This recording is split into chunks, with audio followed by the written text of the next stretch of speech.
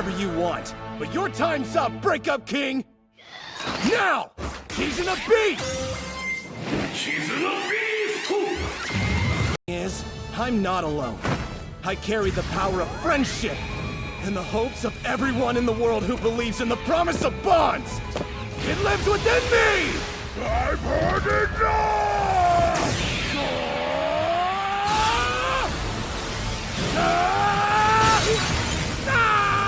Your time is up! Prepare to meet your maker! You think I care about that? I'll protect the bonds of this world! Even if I go down with you!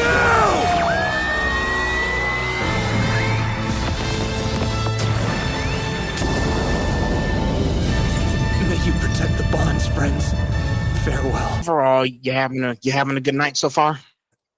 I'm doing okay. I just got off work and chilled out a little bit before this and hanging on in there. Just been busy. Sometimes being productive can help. I concur. I would agree. It does. How about yourself? I'm doing fine, man. Thing is, Yeah. I'm still. That's not the only thing I'm upset about. I'm also upset that. Yeah, have you heard of the Batman Arkham trilogy? Yeah, the video games. Yeah, as you see, I got these pop figures and that up there. Oh yeah, So, yeah, dude, I love the games. Yeah, Thing is, when I started playing Arkham Knight, the graphics were terrible. yeah. Like they were bad. Like it was bad. Like you can't make this up. It was terrible. Yeah. So I was like, you know what? I'm gonna stick to the Xbox. Nintendo Switch 2, I'm just gonna stick to the Mario games. So, but yeah, the graphics on Arkham Knight was terrible. Yeah. So you get it. But Yeah, I guess as we can let's but enough about Batman. Let's get this thing started. So Sure. So my name is Phil. I'm the host of the Conversation Podcast, and tonight I have a special guest with me. Introduce yourself. Who's Ethan Condon I'm speaking to tonight? Absolutely. Well, as you said, my name is Ethan Condon. I am a voice actor. I work with Crunchyroll, and you've probably heard me in a couple things, such as Red Ranger Isekai, where I do play Red or Togo Asagaki, the Red Ranger. You might have also heard me in my other lead show, Onmyo Kaiten Rebirth Verse. We just finished that up last season, where I play Narihira Takeru, who's this very abrasive fighter punk kind of guy. Or my most recent announcement in Gachi Akata as Shikage, the Invincible Shut-In. But that's about maybe a quarter of who I am. The voice acting stuff is rare. It's very rare. Hey, I saw that announcement. You're gonna do wonderful, man. I appreciate it. It was very fun. Appreciate it. That post already is like, it's already like blown up more than any of my leads, which is very funny how that works out. But I'm always appreciative nonetheless. I'm glad people are enjoying Gachi Akata so far. I'm catching up with it right now, so I'm not even up to my episode yet. Nothing wrong with catching up before the main event. Oh yeah. So now, before we get started, let's go into a little icebreaker here. So, I have one little question for you. What's like one of your most favorite lines? What's one of your favorite lines in any of the anime roles that you voiced? Oh, I think I have two. And they're both so far for my leads because they were both very explosive energy wise. But first one is always going to be my little Red Ranger roll call, like transformation, burning brightly, the warrior of feverish friendship, Kizuna Red. And then I had a line for Onmyo Kaiten, and it was on the very last episode. To me is a very cool line, but it was like, who's the greatest, or who could beat me? No one. I'd have to pull up that line. I've only seen it like once, but I remember recording for it, and it was very much the case where I was like, this one's got to go in the demo reel. I need to put that in there. But yeah, off the top of my head, it's always going to be Kizuna Red's roll call. Okay, okay. Well, hey, you had to make sure you had a very special moment with that line. Make sure it feels like a special pleasure. Let the fire blaze. Absolutely. Especially So with Power Rangers. there you go. Tokusatsu, yeah. Gotta get it done. Okay, okay. So the way I've done this, since I've done a lot of research on you, Oh there's 20 man. questions, and there's Okay. 5 questions in each section. I So, like it. Let's do it. and then there's some deep dives too. So I want to pick your brain for real. Alrighty. I will babble on as much as I can about it. There you go. There you go. All right. So let's go ahead and start with section 1 on personal growth and heritage. Mhm. Now, growing up Filipino-American, as you described yourself in one of your descriptions, how did your heritage shape your perspective and creative voice? Uh well, on the side of Filipino, I being honest, it's been new. Very, very new thing. I growing up like with my mother and father, and my father's where I get my Filipino side from. I we my parents did not stay married, right? So I don't know him too much. I don't know my dad too much. I've hung out with them not too long ago, maybe about a year or two ago. But and not only that, I got to meet a lot of my family from that Filipino side, and that's just for me. That it was honestly a bit of a culture shock. I'm not used to that. You hear it in my voice. I'm very Southern. I'm from East Texas, and so that's mostly how I grew up. Um, but seeing kind of you know people people around me that also share that heritage and what they do has been what helps strive or helps me strive forward and continuing and explore that side. And Sean Gann, who's a director at Crunchyroll as well as a voice actor, he's also Filipino, and him and I have had very brief conversations about it, mostly in passing. And it's been interesting to say the least. But I wouldn't claim it's been a huge impact on me, at least not yet. I hope for it to be. I know uh, I've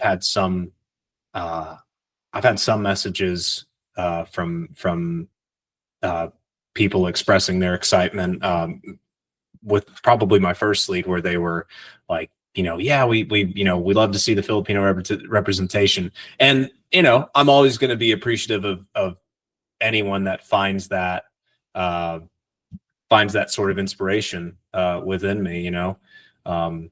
But I would say for me, it's very much the case where I'm really trying to learn a lot more about that side of me.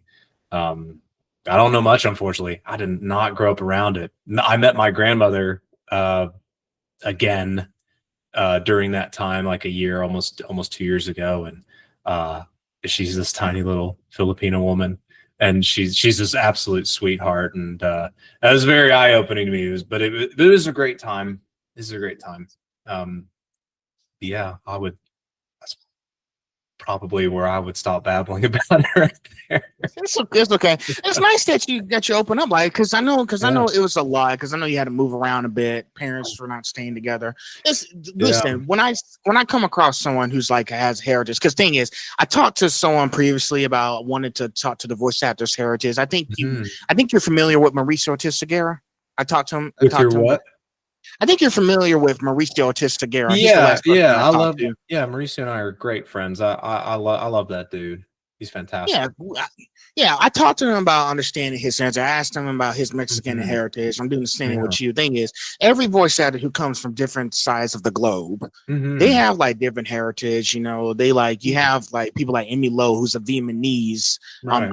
voice actor, and Yeah. it's very interesting because now I'm starting to understand these people and their different backgrounds. Listen, Ethan, back in high school, it was all entertainment for me. I was watching the shows. I was high school, but now that That's me I'm too. 25. Now that I'm 25 now, I'm starting to get older and wiser and understand you guys' perspective. And Yeah. it's nice that I get a chance is to have these kind of conversations with y'all so I can understand where you guys are coming from. 100%. And I'll say like I said, I really didn't experience like heritage side of that growing up, and a lot of it for me was just I just grew up mainly as the white kid. I if anyone was, I don't know what you would just call it, like perceptive enough to see there's a little more in me. They weren't sure where. They're like, he's got something else in him. I'm not sure if it's like if he's Mexican or if he's something else. I don't know, some Hispanic origin. And it's like, you're not like dead off if you know anything about like Filipino history, which we, depending on the time frame, we were conquered by Spain. Maybe conquered's not the correct word, but Spain had us. I think China had us for a good time, and then the U.S. had us the most recently. I know Japan, I think, had us for like, I don't know, a year and some change during World War II.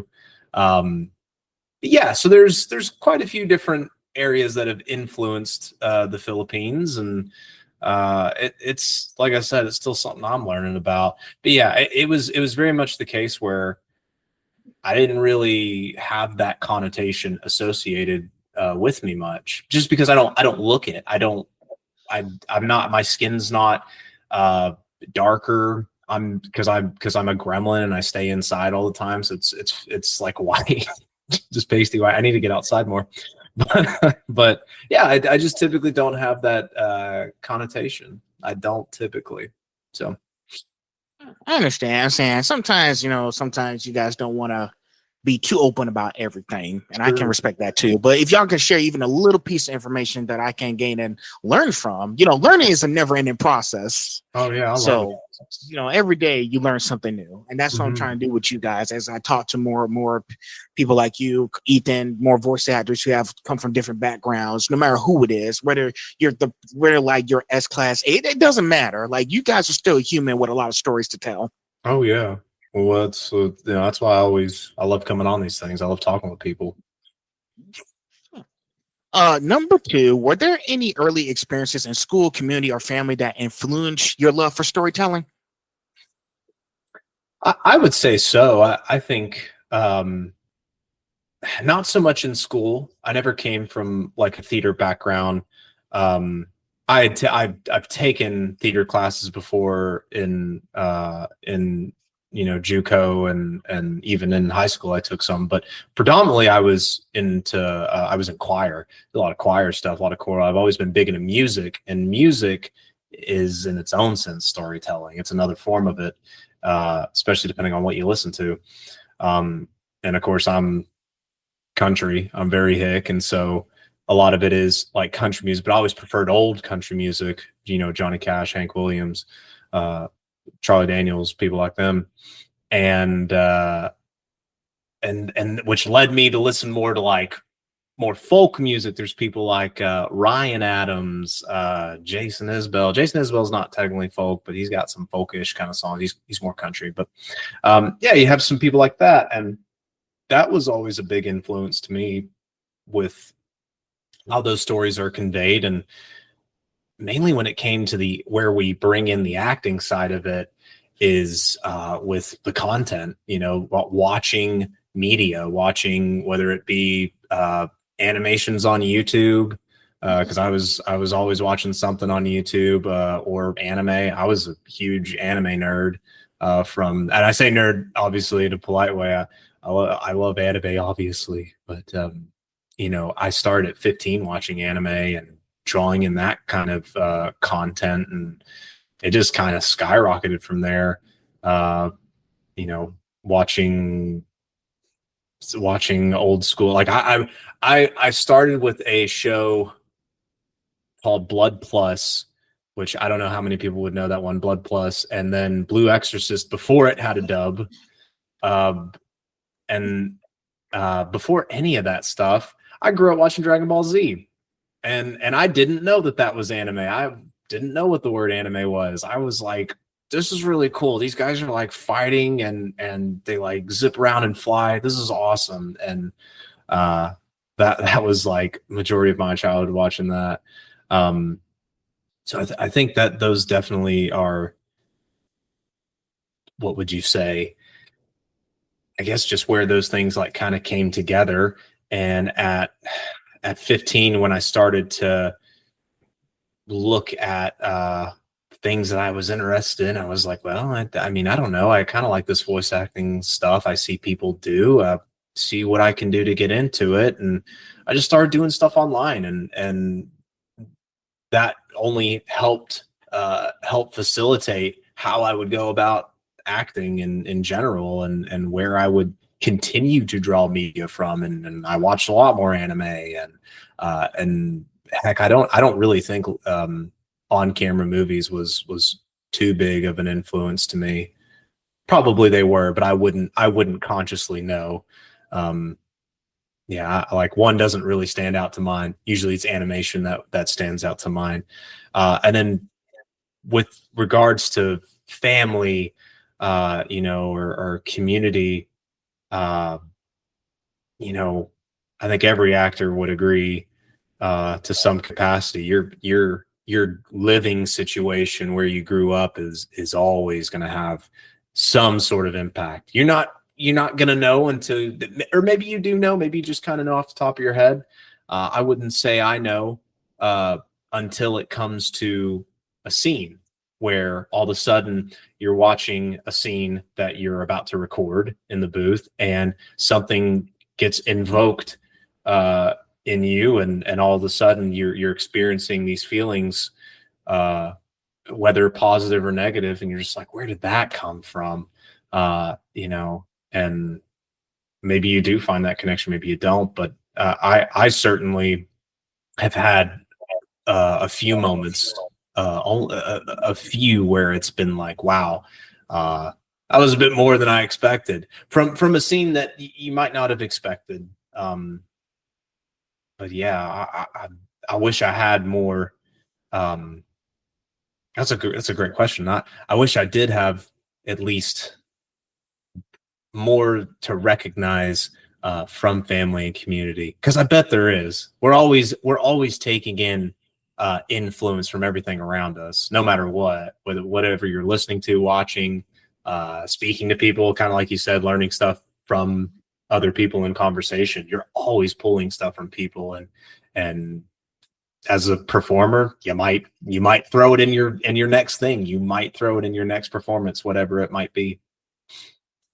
I agree. And listen, everyone has to start somewhere. I think for me, like my whole love for pop culture, it wasn't an anime. It all started for me when I watched Batman the Animated Series, like back in the day. I know I was born in 2000, so I watched some of the stuff on Keys.WB. But yeah, that's where my love for pop culture started. And lately throughout the years, I started to understand, what's this thing they call anime now?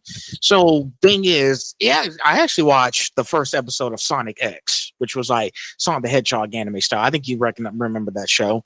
So I started to understand, okay, this is what people are watching these days. I need to do more research on it. Then it was Dragon Ball Z, of course. But yeah, I think what happens was, people bullied me in school and all that stuff, called me a nerd and all that stuff. I did get punched in the face once, but it was. And isn't that so wild too?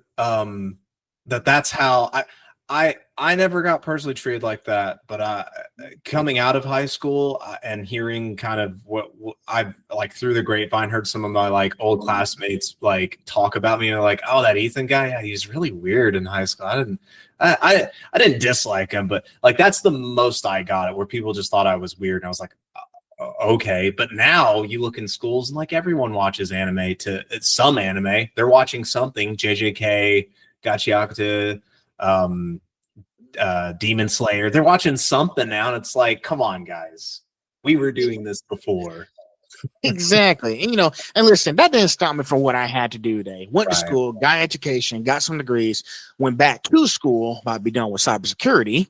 Nice. So I'm just trying to add something extra to my palette. So I've been doing a lot of stuff, started this. I've just been doing a lot these last 6 months. Been doing research. I've been reading more. I started a Substack. just There you go. I'm just trying to stay productive. But I think everyone has their own way of starting things.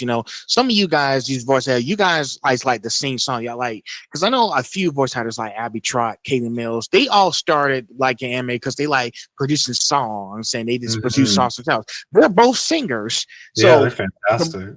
the more I do research on you guys, the more I want to be like, man, I just want to talk to them for a few minutes and prick their minds, understand how they got from point A to point B, even if it's for 15 minutes, just a few minutes of your time.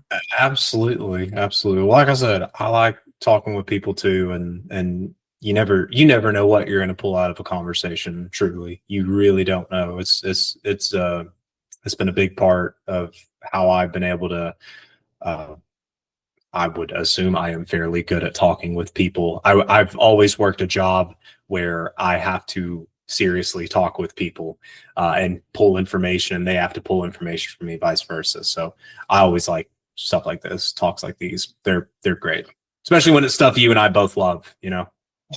We got to keep talking about these things, Yeah. and to be honest, basically what I'm doing is kind of like therapy a little bit. It feels like therapy. But yeah. It kind of feels like it. The more like, I know I'm doing my own thing, but yeah, it feels like therapy. Well, what is therapy but deep understanding conversations? You're really picking at each other's brain. So 100%. Yeah. And listen, Ethan, don't judge me, but I did get emotional in one of my videos back then. I did cry a little. That's okay. It's all right. So it was a very emotional story, and I just couldn't hold back my emotions. It's no big deal. No big deal. Nothing wrong with it. Nothing wrong with it at all. So, 100%.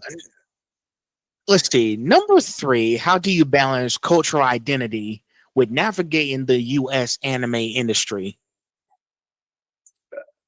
Balancing cultural identity with navigating the U.S. anime voice acting industry. I forgot to finish the rest of that. No, you're good. I don't think I truly know. I think that's a very high level question, and which is awesome. And I think it's there. You can break that question, which I'm not trying to, but you could break that question into multiple facets of, well, what do I do about it? I'll give you that answer in just a second. What do I do about it?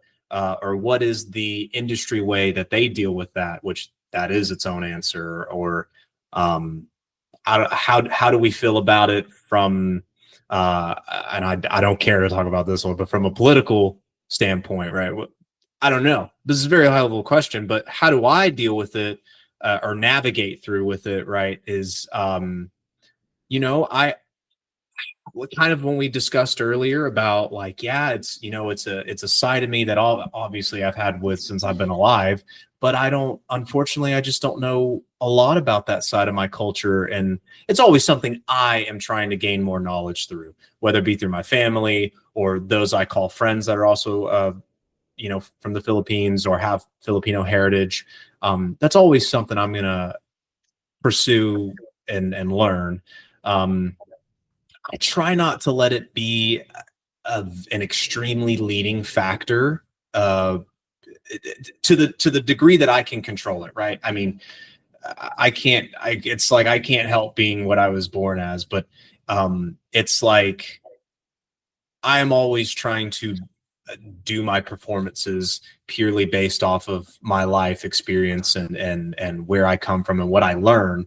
And I try to keep it like that, but certainly you're never going to hear me complain if you have, individuals and I get hesitant to use the word fans. I don't think I'm at that level and I don't think I'm at that level to say I have fans. I'm sure I have people that admire my work and I always appreciate that.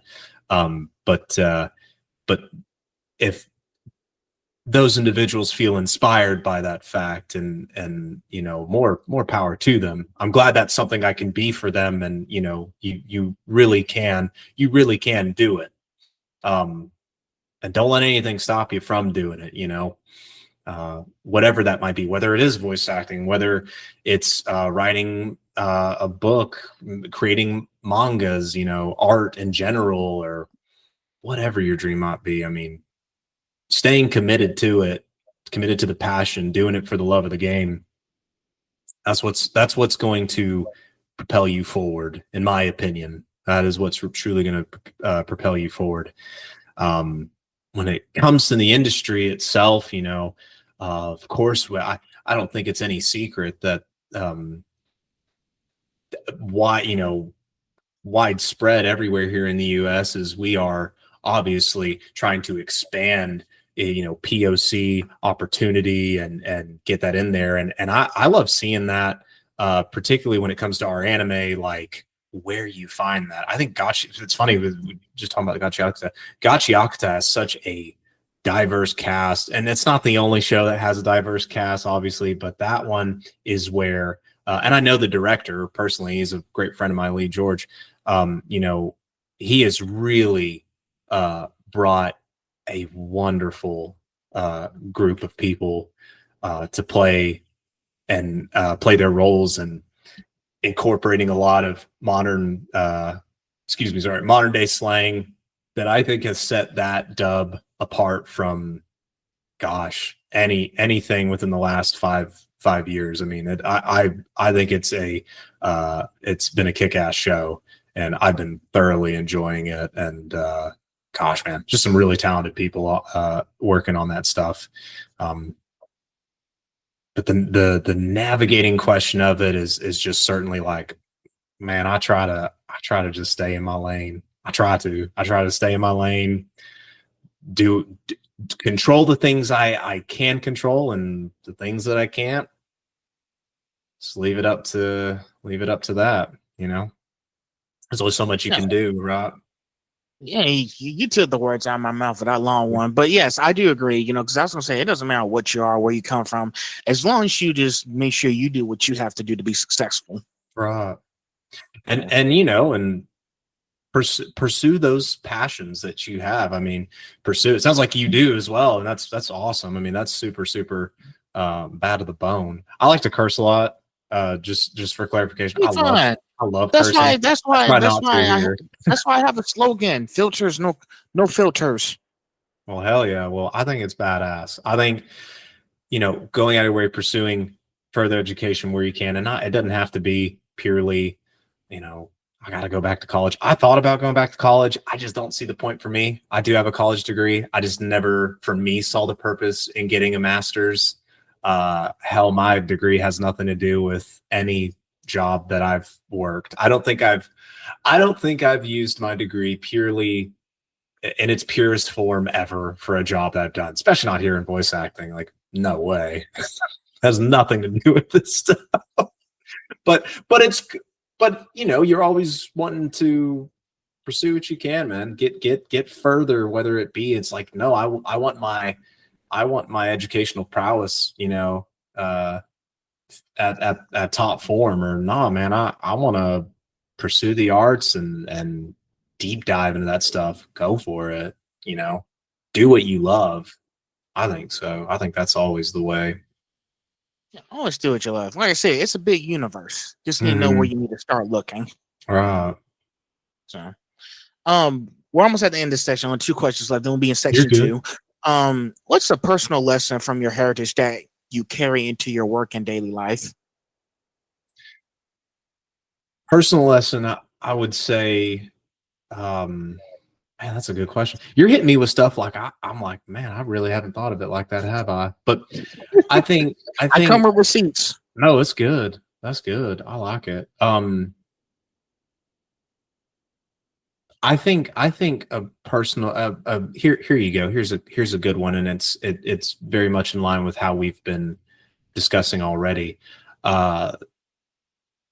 There's just a lot that we don't know as individuals. There's a lot more that we can learn. There's a lot more that we can pursue and learn, with passion behind, and that is something I always strive and put that on, not just with voice acting, because when it comes to the voice acting, like no one is ever done learning. We're always learning in our business, like no matter what. We're always learning in our craft, learning in the field, learning the business side, all of it. It don't stop. It don't stop till we stop. And I apply that just about in anything I pursue, you know, especially I work 2 jobs, and I think on my whoever made my wiki thing, my fandom wiki thing, they have on there that I'm a veterinarian technician, which that's like mostly true. I mean, I am right now, but like there was a good like 2 years where I wasn't, and I was like, I'm not going to bother with telling about it. But like I got back into the game, and so now I do that as well, and like that's a medical field where you don't stop learning, and I think that's a great mentality no matter what. I mean, if you're super connected with your family history or your family's culture, you know, even if you feel like you know it, you know, front and back, I mean, I feel like at the end of the day you're always going to find either a new way to express it or a new way to incorporate it into your lives, no matter what, at least if you are of the opinion to pursue. I think that's where you'll find what would you call it? I think that's where you'll find you'll just continue your growth no matter what.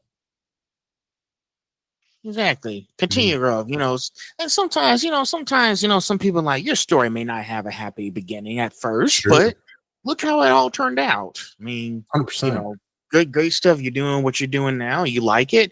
You're connecting with a lot of people, and it's working.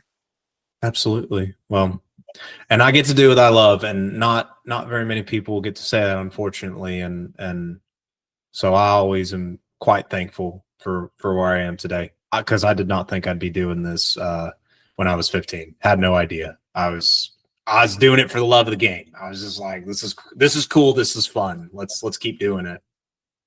Hey, never say never. There you go. Last question. Looking back, what moment made you realize you wanted to pursue voice acting seriously? There you go.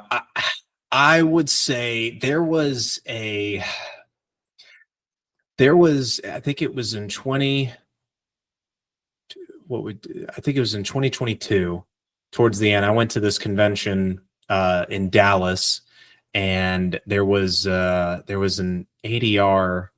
There was like an ADR panel, and I don't remember who hosted it. It was for me a good while back, right? It was an ADR panel, and they would have the crowd, like they would have them line up and be like, hey, if you've ever wanted to see how anime dubbing is like what that's like, we have it here, and you know, here's some scenes from shows you might know. And so I went up there, and bear in mind, I've been doing this on my own, basically zero training. I took a class or two, but basically zero training, just trial and error.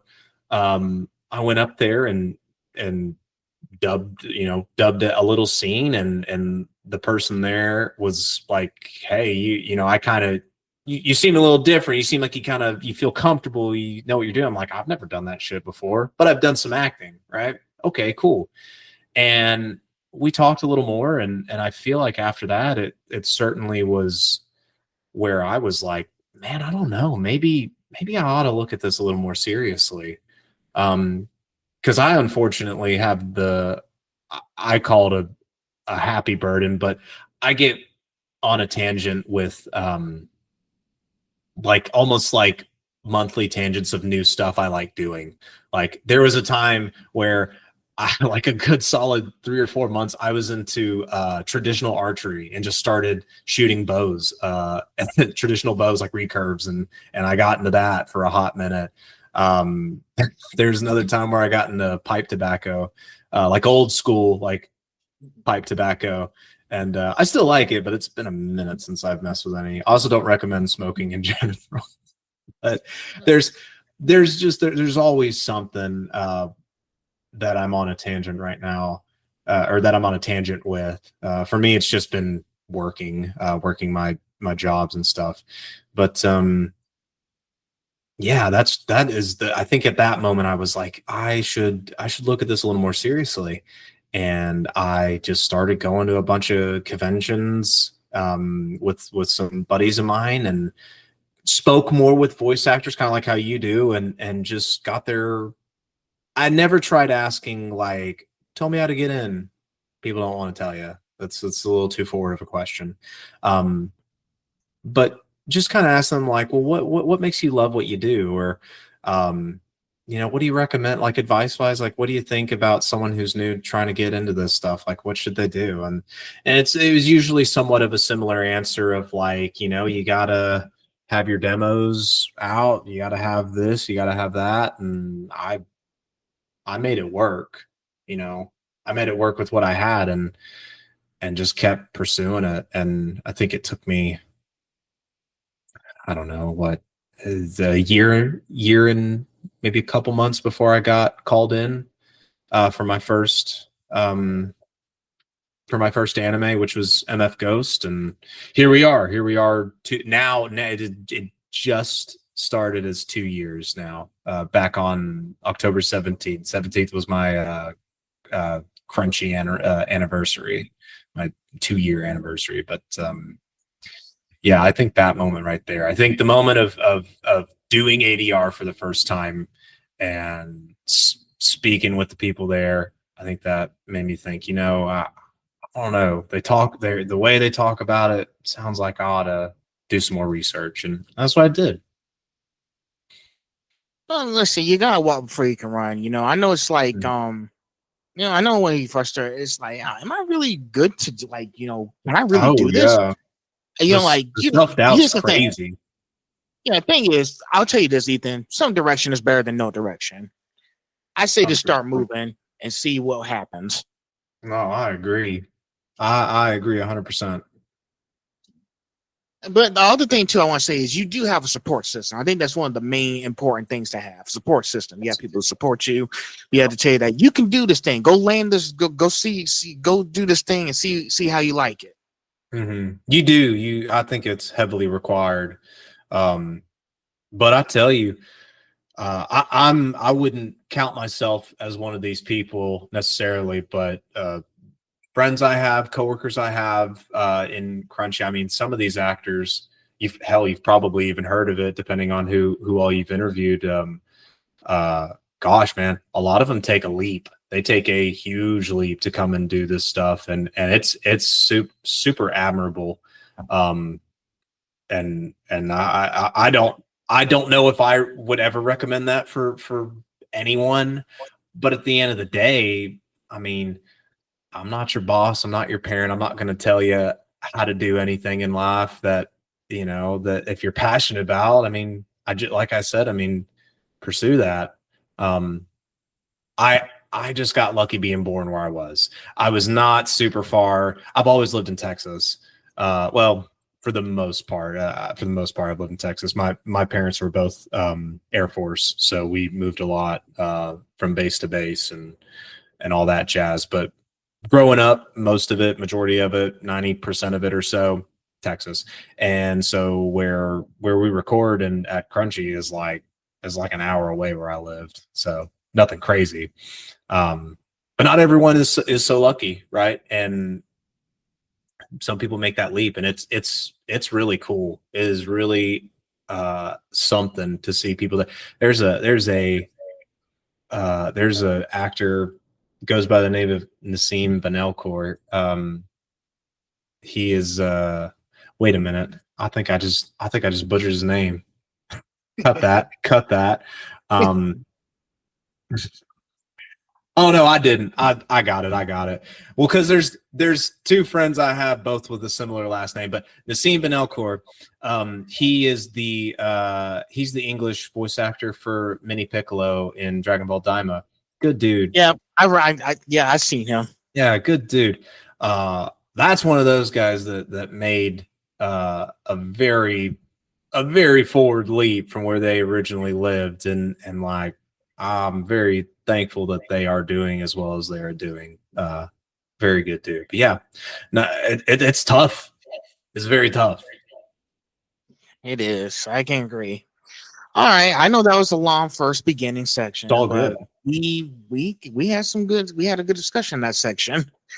So let's see. Oh yeah. Let's see. So section 2 is career and craft. So we're getting to the fun stuff now. Can you Oh yeah. describe your journey into voice acting from your first audition to landing your breakout roles? Absolutely. Um, the very first audition, that one's lost to time. I bet I could find it somewhere. Actually, I feel like I might be able to find it, but I wouldn't know what the project was. I came from the indie space online. That's where I came from, and that's just where I started. Uh, and typically anyone else that is from the indie space or does it to this day, uh, they know this exact feeling of you audition for stuff and then it falls through and you don't hear back from it, which is a fairly similar process to how it works, like with Crunchyroll, for instance, or even LA studios, right? It's fairly similar. If you don't get the role, you don't get the role, and no one's going to tell you you didn't. But sometimes you'll get the role and then the project falls through anyways and you don't get to do anything, or you did do stuff, or you recorded for like 3 or 4 episodes of whatever and sank in several hours, maybe even days on it, and then you don't get paid for it. It fell through, womp womp. And then that was life and you moved on. So that was the space I came from. And oh gosh, and I was very fortunate to work with a lot of people back in the day that nowadays are quite successful in their craft, and I won't name them for the sake of uh, I don't know. I don't know if they care to ever go by their old online names, but they're fantastic, and gosh, that was a nightmare of a time. Like that was when we would use Skype to record stuff. And Skype was awful. I like Skype, but only because of the jingle when you call someone. That's all I like Skype for. Yeah, it was a nice little jingle. So a lot of that, was just like attitude wise. I was like, this is cool. I'm gonna audition. We're gonna go for it. And and most of the time I didn't get anything. And that's common. I mean, even now, you will. This is a very like baseline idea if you're ever someone who aspires to be an actor of any kind, whether it's voice acting for anime or audiobooks or commercials or doing on camera work, like, or theater, like you fail most auditions. And I say fail, I think it's a bad way to look at it, but that's what most people are told is like, yeah, you didn't book the role, right? You didn't book the role.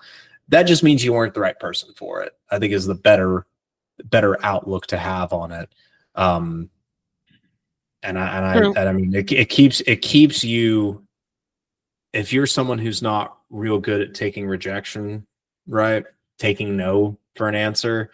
I don't know, man. I don't know if this is the business for you, but you got to get used to hearing no quite a bit. Yeah, listen, you know how many people I wanted to bring on the show and they told me no? Yeah. I just kept going to the next person. Yeah, that's all it is. I'm not going to be able to get, because I will tell you this, Ethan. I've talked to a few people already. Y'all at Crunchyroll, you guys have to pick a very specific voice actor for this role. Like, it just can't be anyone you just grab out of a hat. It has to be very specific. Yeah. Otherwise, the show's not going to be good. I'm like, you don't want to just put some random guy. They're not ready for this yet. I mean, they have to be careful who they're choosing. And it's understandable. People say no, I get rejected. It's okay. Move on and let's see what happens next. Let's find something else to do. That's, yeah, I mean, 100%. And also, I mean, you also, as an actor, like I already kind of talked about this, where you control the things you can and the rest of it you just leave it as is and don't worry about it, because you've done all you can. Once you send in an audition, right? I mean, what else can you do? Some people think, oh, I should email the director. I should email. No, don't worry about it. You send it. This is a very baseline rule of like, send it and forget it. And that's, I mean, it's easy when you're talking with people, especially those that have like a massive slew of credits. I do not. I am not one of these people. You know, I still consider myself new. I've only been doing this professionally for 2 years. I'm very much I try to be very real about that. But like you look at a lot of people that have, you know, a slew of credits, it's easy to be like, man, they annihilate it, and they probably do for a slew of reasons. But you know, remember, there are so many auditions that they didn't get. There's probably more, I would argue there's more auditions that they didn't get versus what they did get. And that's just the reality of the situation. And you know, if you can really take that and understand that it's not that you failed, it's just you weren't picked, right? You can go far. I mean, I think that's anyone that's in this business.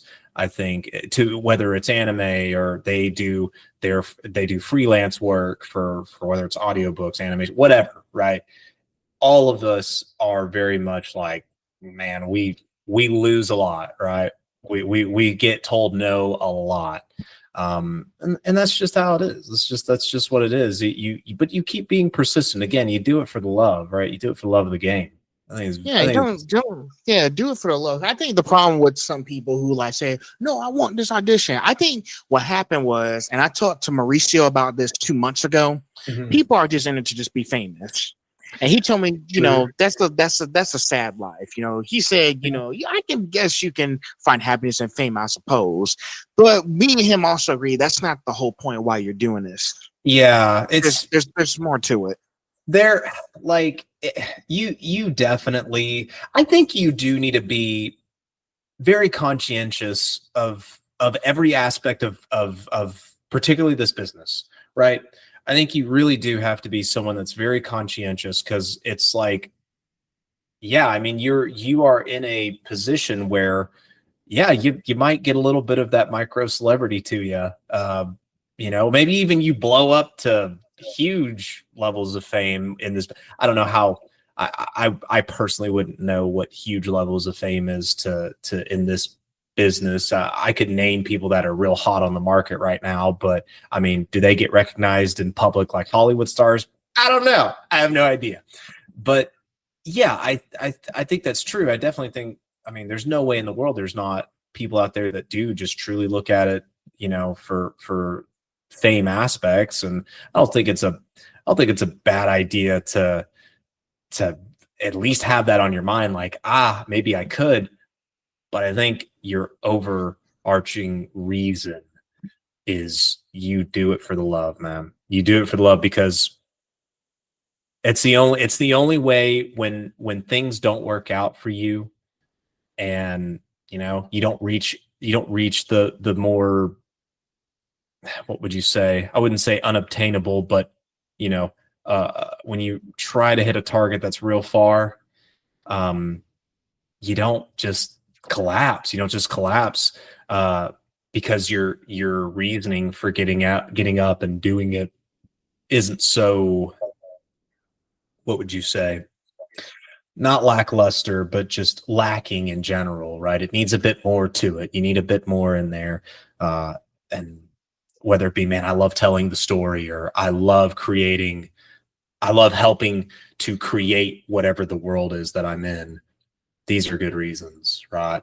Or it's like, no, I really want to be like the person that helped me when I was a kid. That's another. I've heard people that are like, man, I loved, you know, like any of the actors from like Avatar: The Last Airbender, right? Any of the voice actors there, and for me that inspired, and it did. I actually am being genuine. Like for me, like a lot of those people did inspire me too. But it's like, I want to be just like that. That's a good goal too. I think you need to develop it a little more, but I think that's a very good place to start. Why do you do it? Especially when you have someone like you who hits us with some, I would say, very high level questions, man. I like the questions. I appreciate that's what I'm getting at as well. Thanks. Yeah. Yeah, because listen, I'm starting to understand, like I said before, back then I was in the wrong mindset in high school. I was just all for entertainment, just trying to do all this. But and I'll tell you this, Ethan. I'll tell you a little thing. When I was in college, I do photography too, but I stopped doing it after a while because I had a little mishap in April. Sure. So I just kind of figured, I was just so focused on just taking pictures. I didn't understand why I was doing it. I was just taking pictures just to, hey, this is a good picture. Y'all should like this or something. I didn't understand the full context of why I was taking pictures. Am I doing it just to, I don't know, just get some attention, just to make myself look good? So I stopped and I had to realize what's the other question you should ask yourself is, what's the point of all this? That's another question you should ask yourself. And, I thought back to what I went through in college and I told myself, what else can I do to do content? Because now it's like, okay, I put photography back on show because now it's not going the way I expected it to be for the last 4 years. So I picked this up and I was like, well, let's see. I like talking to people and I've done 3 documentaries when I was in school for my senior thesis. I've done 3 documentaries. That's impressive. So Gosh, this a lot of work. It was for my senior thesis. I had to. I had to do a lot of work on my senior thesis too. Like I had to write at bare minimum a 20-page research paper, and as well as make like, I don't remember how long it had to be, but I had to take it with like Google Slides, right, or PowerPoint. I had to do that as well and present it, and it was a nightmare. I know what you mean. It's a lot of work. It's a lot of work.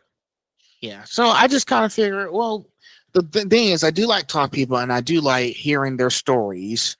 So that's how this came along later this year in June. Mm-hmm. So far, people are liking the stories I've been talking, stories that I'm putting out there, because these are real people who actually, who want to sit down. Like, what's the context behind this person? What can we understand that we don't know about them before? Like, and it could help someone who might want to do something like this. Because the thing is, I'm not just bringing you guys. I'm also bringing illustrators, animators, tattoo artists, cosplayers. I skim through kind of what all content you do, because I've done other interviews as well where speaking with voice actors isn't the only thing they do. They do quite a bit, and it's always nice to just see. I'm always curious, like, who am I about to talk to? It just gives me a decent idea of whom I'm about to talk to. So yeah, no, I love that stuff. Yeah, I try and listen. I know people are just saying, oh, let's just make this an anime podcast. Let's make this all about anime stuff. No, with me particularly, since I like talking, I just want to keep my podcast plain and simple. Mm-hmm. That's why I call it just the conversation podcast. Yeah. So that way, just for because thing is, even with you guys as voice actors, I'm talking to real life people, what they've gone through in their life experience. Sure, we can talk about anime too, but I want to make sure listen, behind all these voices you've done, Ethan, you're still a human and being. Right, 100%. That, and I like that. Like I don't think I've done anything like this before, where it's a lot more conversational, and I try to keep it even with like other formats. I do try to keep what I say is fairly conversational, but yeah, no, I like it. I think it helps. Let's maybe demystify maybe a little bit of these people, especially like you get some of these guys that are newer actors, including myself, and it's like, man, we really don't know much about them. We know they do these things, but like, we don't know them. And I always enjoyed behind the scenes stuff growing up, particularly watching anime. I always enjoyed seeing videos of old school actors, from like the Funimation days, like just doing fun stuff. I like that kind of stuff. That's content that I want to try to bring back, especially with the people I do consider friends. Mauricio being one of them. That dude's fantastic. Ben Stegmeyer, another great guy. Devon Oliver, a couple of people on that board. I don't want to spoil it all, but yeah, no, I like that kind of stuff, and it's that's why I don't think I've ever said no to one of these. I don't think I've said no ever. It's usually just been hey, we got to plan out the date, I gotcha. And I know, and, speaking of which, I'm speaking to Devon Oliver this Friday. Yeah. Oh, So, Devon's great. I love Devon. so there's him. But yeah, it's just, because I know these you guys, especially like people like Sean Shamil, Chris Sabat, everybody else voiced these characters for years. But have I ever tried to sit down and just have an actual like real life genuine conversation with them? Like I think some anime podcasts don't do that in particular. That's why this is not like for me. And sure, I want to talk about a lot of pop culture stuff. Like I want this to be an anime podcast as well, but I still want us to have a genuine conversation. That's why I don't have this. That's why I don't say it's an anime podcast. It's just a conversation podcast. I like it. I like that. It just keeps saying because I was like, who wants to talk about anime all day? No offense. I do. No. I mean, do want to talk. I just I understand exactly what you're going with. I know what you mean. 100%. It's cool. It's cool hearing more than just. I mean, anime obviously is its own facet of. I mean, you can really get on a million tangents with it, But like, shoot, there's plenty of other things that I'm sure you've already found out very quickly in your time doing this. Like, wow, these guys do quite a bit out on their free time. They do a lot more than just the anime stuff. And it's like, yeah, 100%. Of course. I'm trying to talk, make these connections, because life is also, if you've seen the 2006 movie Cars, I watched that so many times. Now, as an adult, I understand the context. Life is about the journey, not the finish line. 100%. It's still an amazing movie. Oh, yeah, absolutely. So, I tell you, Pixar is supposed to lift you up in those moments. So, you gotta love them. And I watched Soul too. Soul was really good. Like I still need to see it. I still need to see it. There's quite a bit of the newer stuff I really need to see. I'll go on a tangent about it later, but like just to summarize it, like when I started doing like anime professionally, I know Soul's not anime, but whenever I started doing anime, almost like all media content in general plummeted in me watching it. Like I couldn't even tell you a TV show. No, I started Hunter x Hunter. I've been watching Hunter x Hunter, but like, see that nothing new I haven't seen. Like, it's just like, I don't make the time anymore. I need to make the time, but yeah, but I'm sorry. Continue with Soul. Watched Soul. You're good, man. Yeah, there was this one line, and so can I spoil a little bit? Yeah, go for it. There was this one scene where Joe thought, like, well, so what do we do next? And then Dorothea was like, we come back and we do it all over again. But Joe was like, it wasn't as fulfilling as he thought it was. This wasn't what he wanted to do. Dorothea was like, what's wrong, Teach? It's just that all my life I've been waiting on this moment. I just thought I'd feel different. And then there's one line with Dorothea that caught my attention. I once heard this story about a fish. He swims up to this older fish and says, I'm trying to find this thing they call the ocean. The ocean, says the older fish, that's what you're in right now. No, this says the young fish, this is just water. What I want is the ocean.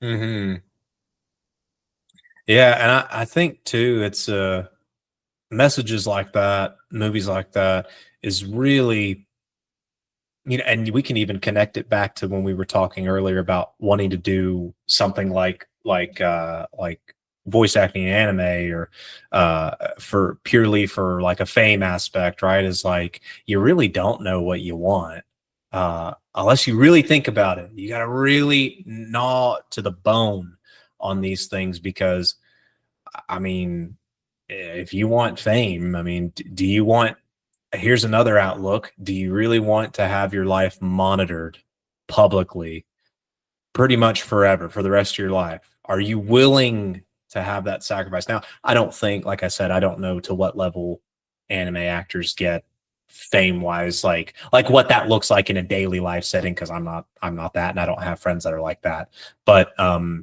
which is fine. I like the idea that in my own, if I'm in the right space, right, I can have people that appreciate the work I've done, and likewise I can also appreciate them and show that appreciation. But I like that I can go anywhere I want and no one's gonna be like, you're Ethan Condon, like no one's gonna do that. I'm like, thank goodness, it's nice. It's it's just kind of like, what would you call it? I don't know. But it's nice not to be at that, I don't know, that prying eye at all times. Like Yeah, of course. you really want to take whatever you say you want. Like you really should gnaw to the bone and think about like, what do you really mean when you're saying that? Because that's a hard question. It's a very hard question to be like, hey, what do you want, man? Like what do you actually want in life? That's really tough. That's a really tough question. If you really think about it and you really try to converse about it. And I was, if you were like me when you were,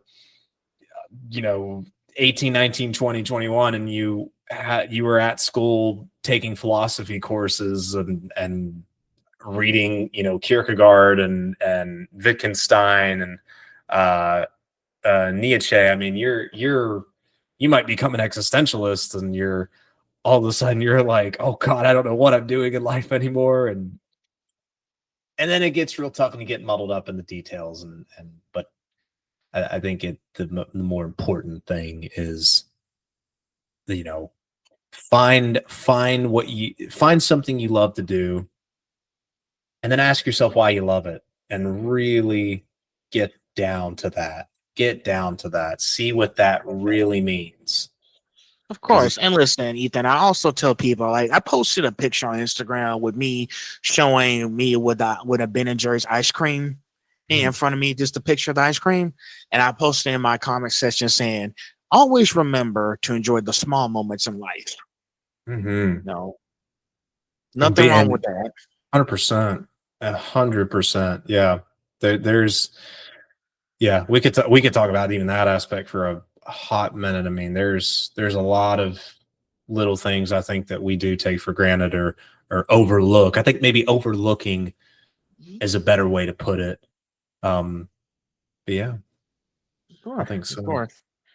All right. Yeah, definitely. Let's move on to, I know we talked a lot on that. You're good. You're good. I think it was important because there's a lot of context that we needed to talk about. So it's nice that we have to have these conversations like that. Oh yeah. How do you manage your dual career as a voice actor and veterinary technician? Does one inform the other? Well, yes and no. I try to. At the end of the day, there's a reason to why I do both, and the reasons, I like veterinary med. It's a super fascinating field, and it pays good money, at least here in Dallas. I'll say that which is where I live. In Dallas, it does well. But the other side of it is just because, the life is expensive, and I can't have just one job. I think the last time I had one job was when I was in high school during the summer, and I would work as a server, and I didn't need money that during those days. I was just it's just a job so I can save up for a car, and that's how I had it, or how I looked at it back then. And nowadays it's just like, man, I can't live off of one job. And of course, I didn't go into voice acting for the money. A little tidbit, if no one has said it, for anyone watching, if you don't know this, like, typically voice acting does not pay very well when it comes to this. Now, there are your exceptions. There's your exceptions in the field, but the main reason to it is like, well, I mean, shoot, we talked about this. I mean, you're going to hear no a lot. You're gonna have that rejection. It's not a trading your time in for money. It's not that. It's not a salary. It's I get paid for the gig, and that's it. So yeah, if you're going in doing this thinking you're gonna, make a bunch of money. I mean, you very well might. I don't know. You might be the next big thing. I have no idea. But I've never gone into this with the idea of like, man, I'm gonna make a lot of money. This is not how I've ever looked at it. Maybe I will one day. I don't know, and that would be nice, and I could do it full time. That would be nice, right? But not the goal. Not the goal to do it like that. Again, you gotta remember it's these questions you have are fantastic because it has allowed us to connect a lot of what we just talked about to the next question. So these are fantastic. I try my best, man. Well, these are great. These are great questions, dude. But yeah, I mean, you would really have to gnaw down to the bone of like, why do you do this? If you do it for money, I mean, okay, I feel like it's only going to take you so far, and I can be wrong. I can totally be wrong about it.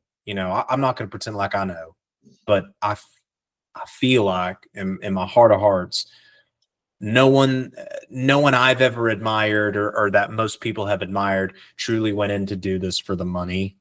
At least when they started and maybe even as their career grew. Obviously, you look at things a bit differently when you're, 20 years deep into this into any kind of industry that you do, and then you start picking your time a little more wisely, and you might start, that's where you might be like, well, I'm not fixing to do something for X amount of money. That's a different conversation. But, I think in your initial phase and as you pursue and go along with your journey, you got to have something very, very, very strong as a reason to why you do it. And money's not that strong. People think it is. I mean, it's not. Money helps. It does help. But gosh, man, there's more important things in life than money. Too many more important things in life than money. Yeah, and voice acting, that can't be the only reason why. Like I said before, it can't be the only reason why you're doing voice acting. So many voice actors who have other careers. Like I've done so many research on all of you guys that y'all have more careers in this voice acting. You have a few people who do singing. You got people who do like photography, modeling. Mm-hmm. You got people who do audio engineering. John Swayze, who's all for one in My Hero Academia, he has a 9-to-5 job. A 9-to-5. So it can't be. So voice acting can't be just for the money. There are more important. There's more important things in life that just. But it just can't be the only reason why you're doing it. You gotta love the art of voice acting. It's the passion. It's like you said before. Why am I doing this? What's the point of all this? Yeah, and I don't think it's a stretch to be like I think almost everyone would agree with me in our industry. Like, yeah, the goal would be for this to be full time, and a lot of people do it. Nassim's a great example that's what he does, and he does it for a living. And he doesn't just do anime; he does a bunch of other things as well. But like, it's difficult. It's very difficult to do.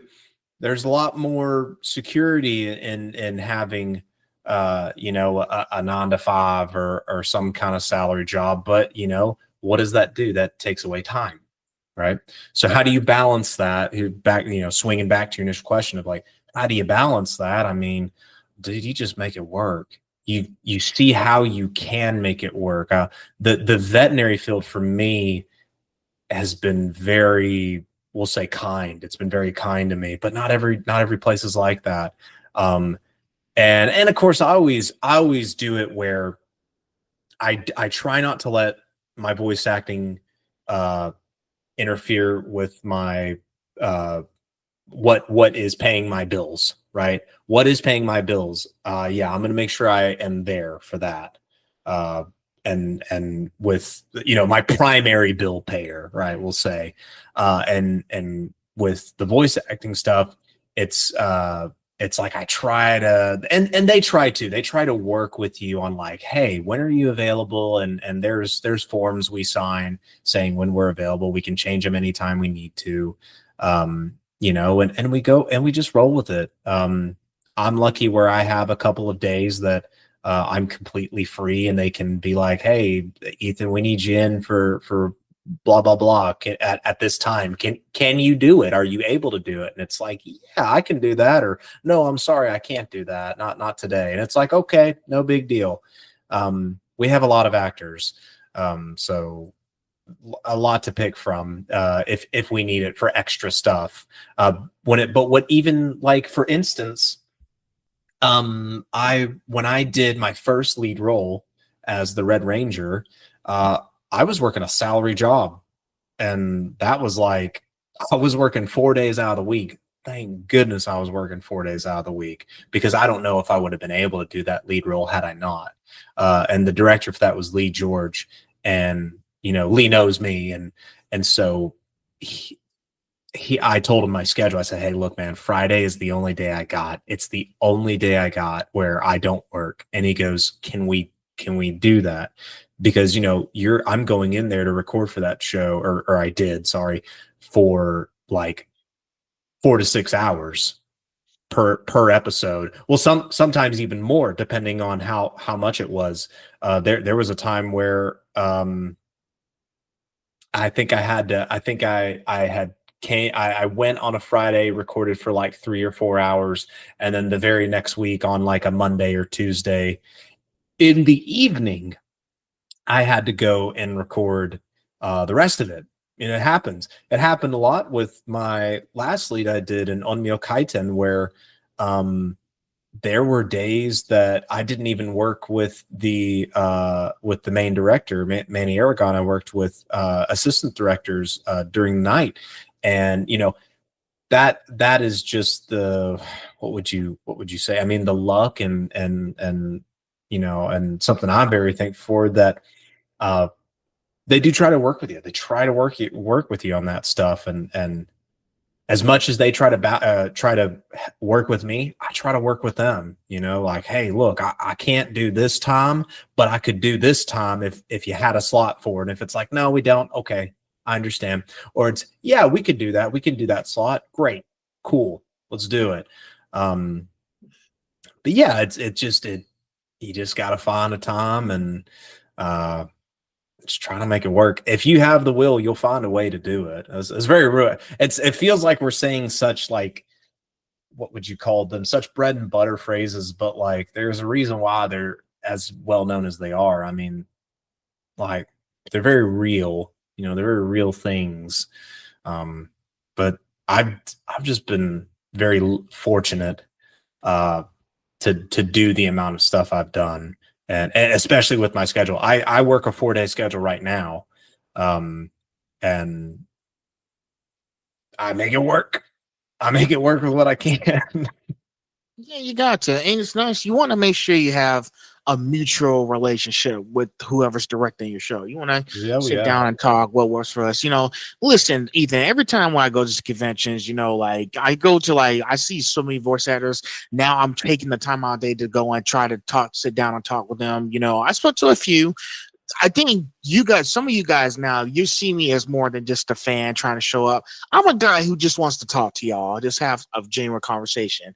So, like I said before, if I meet someone and be like, hey, I want to, let's say, for example, like the voice actors I show you for that convention that's coming up, I will be like, hey, I just want to talk to you for a few minutes. What can we do about this? Even if it's like, just, even if it's like for like 5 to 10 minutes, I can go with that. Just, you just, like I said, mutual relationship, have conversations, try to work something out and see what goes from there.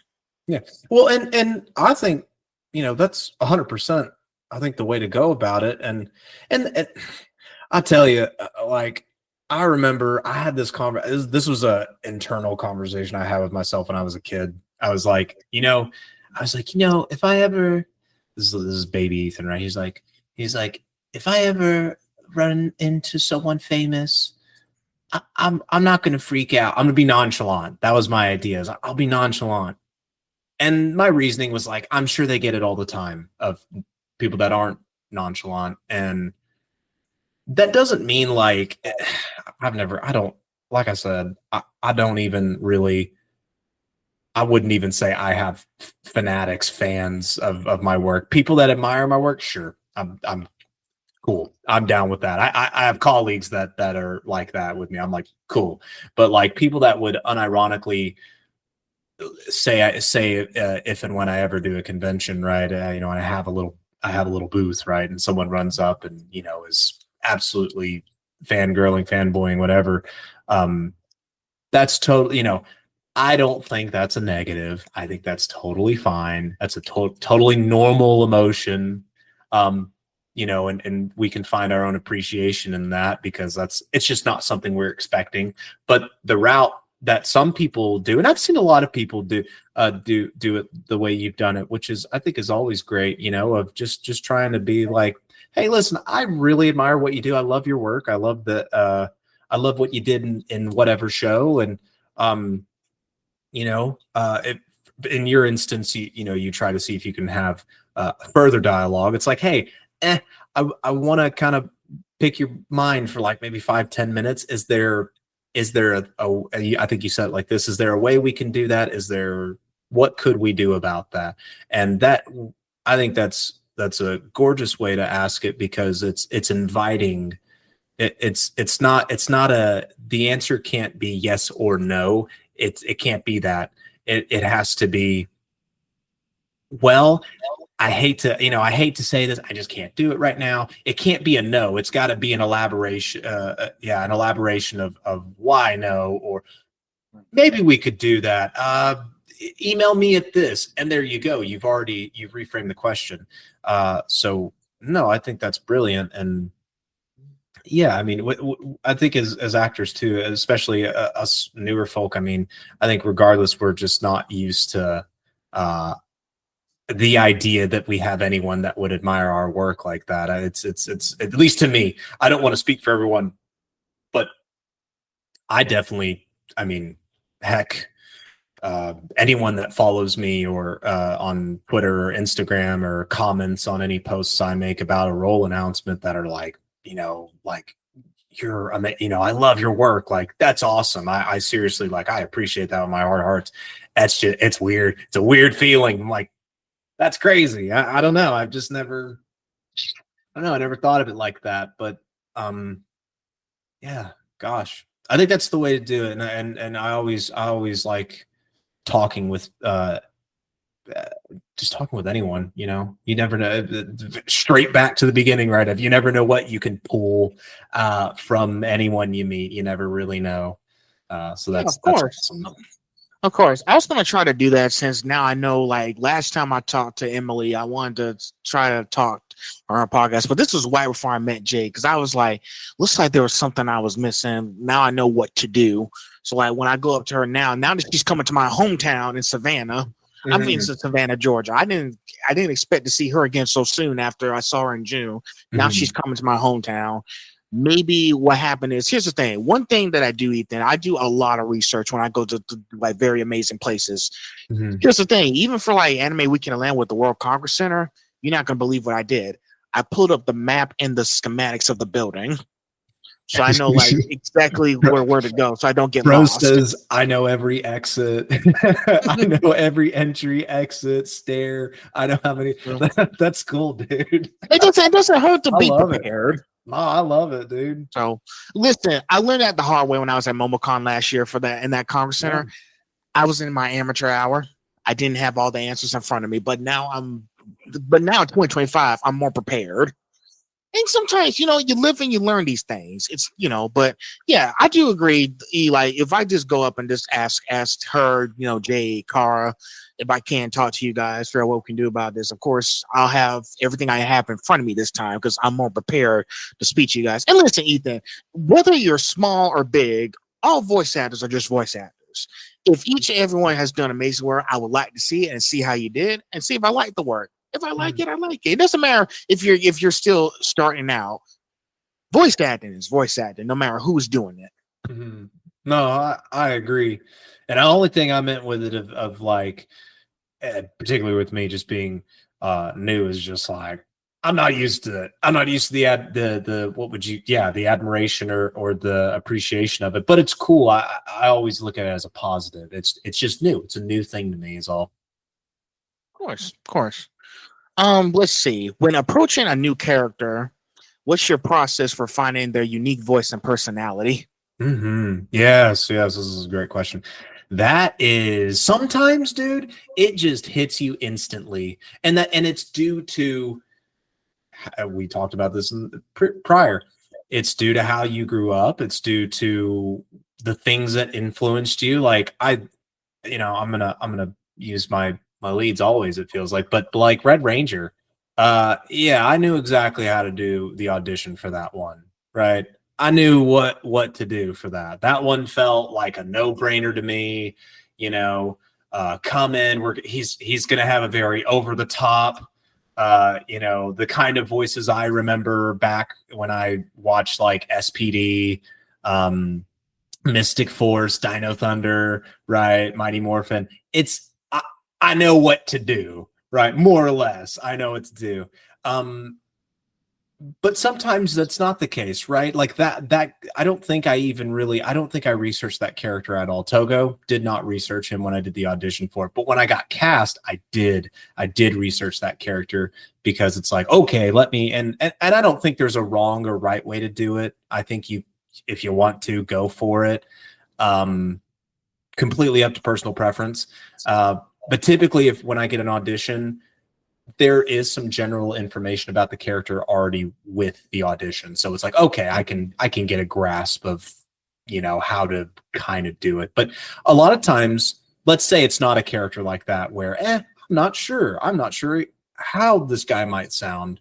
Like I said, they give you a general idea of what this character's kind of about and who he is, how old he is, etc. And then I also look at, they also give there's a photo of the character, right? There's of the character. I'm like, okay, well, can I, if I see that character talking mentally, I'm doing this. If I see that character talking, could I hear my voice out of that? Yes or no? If it's a yes, obviously it's like I probably already have a good idea of how I'm going to do it. If it's a no, I try to tinker with it a little bit. But if I'm not extremely confident in it, sometimes I would just won't even audition. I don't think that's the best policy. I think you should audition regardless. But that's a me thing. I think you should do it. Do as I say, not as I do, right? But if it's a maybe, it might just purely be maybe I could do it. I'm not sure. We'll just have to audition and see if I get it or not. I'm not going to say who this is, only because I would rather them tell their own story about it. But it's someone I worked with, and they had a character and they did fantastic in the show, and I remember them telling me like, Ethan, I am kind of shocked I even got the role. I wasn't confident in the voice that I used for it. I tried something new. Try something new. It might be the thing. That's why I do recommend you really should just audition. Even if you don't feel confident, man. I mean, give it, if you really have to, give it out of left field voice if you have to. There's not necessarily a wrong yet. There can be, right? But I'm just saying in general, right? If you're taking it with seriousness, shoot for it anyways. You never know. But they got the role. They did fantastic. I loved what they did with that character. I loved them in that show, and it's like, what were you so worried about? But you're not thinking about that during the audition. You're just kind of like, oh, you're a little nervous on it, and you're just trying to do your best with it. But coming up with those voices, your your audition is going to have quite a bit of outline to it already. That might help. It should help you, but maybe you do go for more research and look into the character. Some people do that. I tend not to. I personally tend not to. I try to go in pretty cold I try to go in with not zero knowledge. I depending on who you ask, I think it's totally like there's positives and negatives to it. I think the beauty of coming in with maybe a colder idea is you and the director can really come together to collaborate. And maybe you can't, even if you did have the voice, but y'all really are able to control how the voice might go down.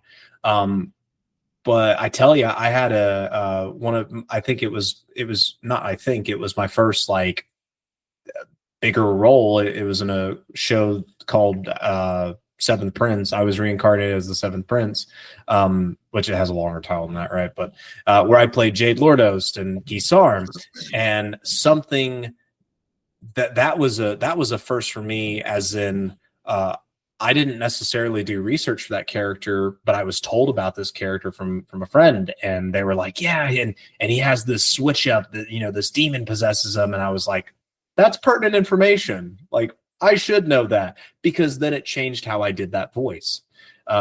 We meet Jade, and at first he's very happy. He's up here, right? Then he's not Jade anymore. And he gets a lot more. I think when I started out with Gisarm, it was more along the lines of here, and he's very conniving on how he talks. Eventually, it gets lower and lower, and he's like, "I'll kill your Seventh Prince." He's very insane because he's getting his ass whipped by this like 10-year-old boy. But sometimes that knowledge that you might not have without doing the research, man, sometimes it is the what might make you win. It might get you that gig. It's hard to know which is the route, in my opinion. So I've always kind of gone like more like, I'm not going to research. I'm going to do it based on how I look at this character and how I think they might sound. It's a good practice too, is especially when creating character voices, is to do bad impressions of either people or other characters that already have a voice. Do bad, legit, do bad impressions of them, because they're their own characters. You're making up your own characters. And you might have that voice in your back pocket, and you might find a character and you're like, ooh, that could go there. We could put that there. But that most of my process is going in very very cold. going in very cold. And even then, sometimes this is my last thing on it, because I don't want to babble too much about it, but with Onmyo Kaiten, I think I did 2 takes for that, and one of the voices I made a little higher, not too out of my range. Like, it was more like, don't admit defeat until you're dead, versus my normal speaking voice of don't admit defeat until you're dead. And the director was like, I want that second one. There you go. I want that one. Let's do. Manny was like that. Manny was literally like, the way you did this one in your audition was exactly what it was exactly what I was thinking in my head. And then you did it, and it was like, yeah, I got to get you in. So a director too will assist you with coming up with a voice if you don't have one. Yeah. And sometimes they don't. Sometimes they just let you, they go for it, man. Whatever you come up with is what we're doing. It's like, okay. There you go. That's great, man. We're almost done with this session. Then we'll be at the halfway point. Sure. Ooh, man, I feel, you don't feel exhausted, do you? I'm a not-o. Me too.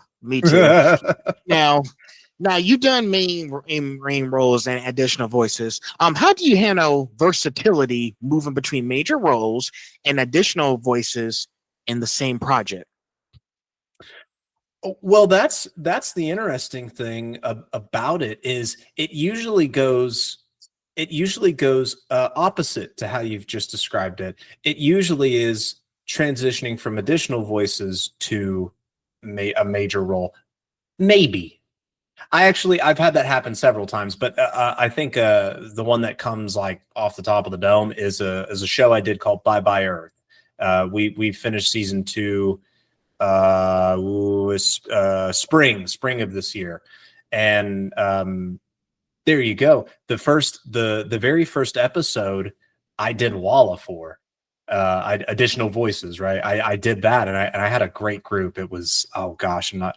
Oh yes, I am. We had Corey Wilder, and Corey plays Polyurethane and the new Panty and Stocking, as well as Zonka and Gachi Akata. Super talented individual. You had Sean Laterno, who is oh gosh, Sean, don't beat me up for this. He's in Cleventess. He's in gosh, I could have sworn he just announced something recently. He plays another character in Bye Earth with me. But he's a phenomenal actor. Sean, don't beat me up for that. I'm sorry. I don't remember everyone's roles off the top of my head. And then we had Nassim Benelkor, who I've already mentioned. And that was a fantastic Walla group that we had. I feel like we had a great time. It was a really good group. But you just kind of have fun in those sessions, and you're playing off of each other and create, because you basically, if you're doing additional voices, you are improvising. You're coming up with your own stuff. Typically you get like minimal direction on what you might do, like, hey guys, we're in a market, so talk about market stuff. Cool. How much for those grapes over there, right? You might talk about that versus then after, right? You for that show, because Sean had the same thing and then I had the same thing. We both then eventually got named characters in that show. And it was, again, it's almost like you just come in with a completely fresh slate of, all right, I see the character. How are they going to sound? What's their overall demeanor? Some people even base it off of the Japanese voice actors. Like, well, what do they sound like? How do they? Because we hear it in the J. Well, we say the J. That we hear it in Japanese first, and so it also influences how we might come up with a voice. And Gwen was very much this, like, you know, light. Well, I wouldn't say lighthearted, but his voice was a lot more calm, and he was a coward at first. Gwen's like one of these roles that I did where, like, I don't know, like, I've never understood that character, and because I've only seen the anime. I've never read the light novel or the manga for it, but like, I don't understand that character because he starts out as a coward. So I had a very what would you say, a very nervous, kind of up there voice when I first started with him. But then he gets brave in like 2 episodes, or sorry, he gets conniving and tactical like Armin from Attack on Titan. He gets that way almost the very next episode, and then he gets really brave and fights, and then he loses his arm, and then he becomes a cool drunk guy with one arm. And then in the second season, he becomes like one of the most pivotal characters in the show, and and does all these monologues, and I was like, what am I doing? And I don't understand this. It was fun. I enjoyed it. I enjoyed the role, and I thought it was awesome to do it. I just, like, I wish I understood that character a little more. It was hard to connect to that guy. It's very hard. Yeah, that's a really good trick.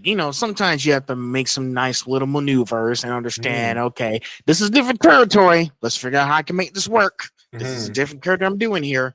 So let's just try to brainstorm for a second, see how I feel. Coming in with the clean slate is a great way. I mean, heck, dude, the additional voices, I mean, that's where you really get to not mess around, but that's where you really get to play with your voice, because you're not unless you're doing a bit character, right? Someone that has, like, you can see them on screen, they have flaps that you have to match up to. You're going to come up with a little quick character for that guy. But when you're doing additional voices like Walla, I mean, dude, I would do stuff where I was like, my granddaughter really loves that one song. Like I get to really mess around, dude. Like I think at one point I was like, Daddy, could we please go see the game show? Like you really get to mess around, dude.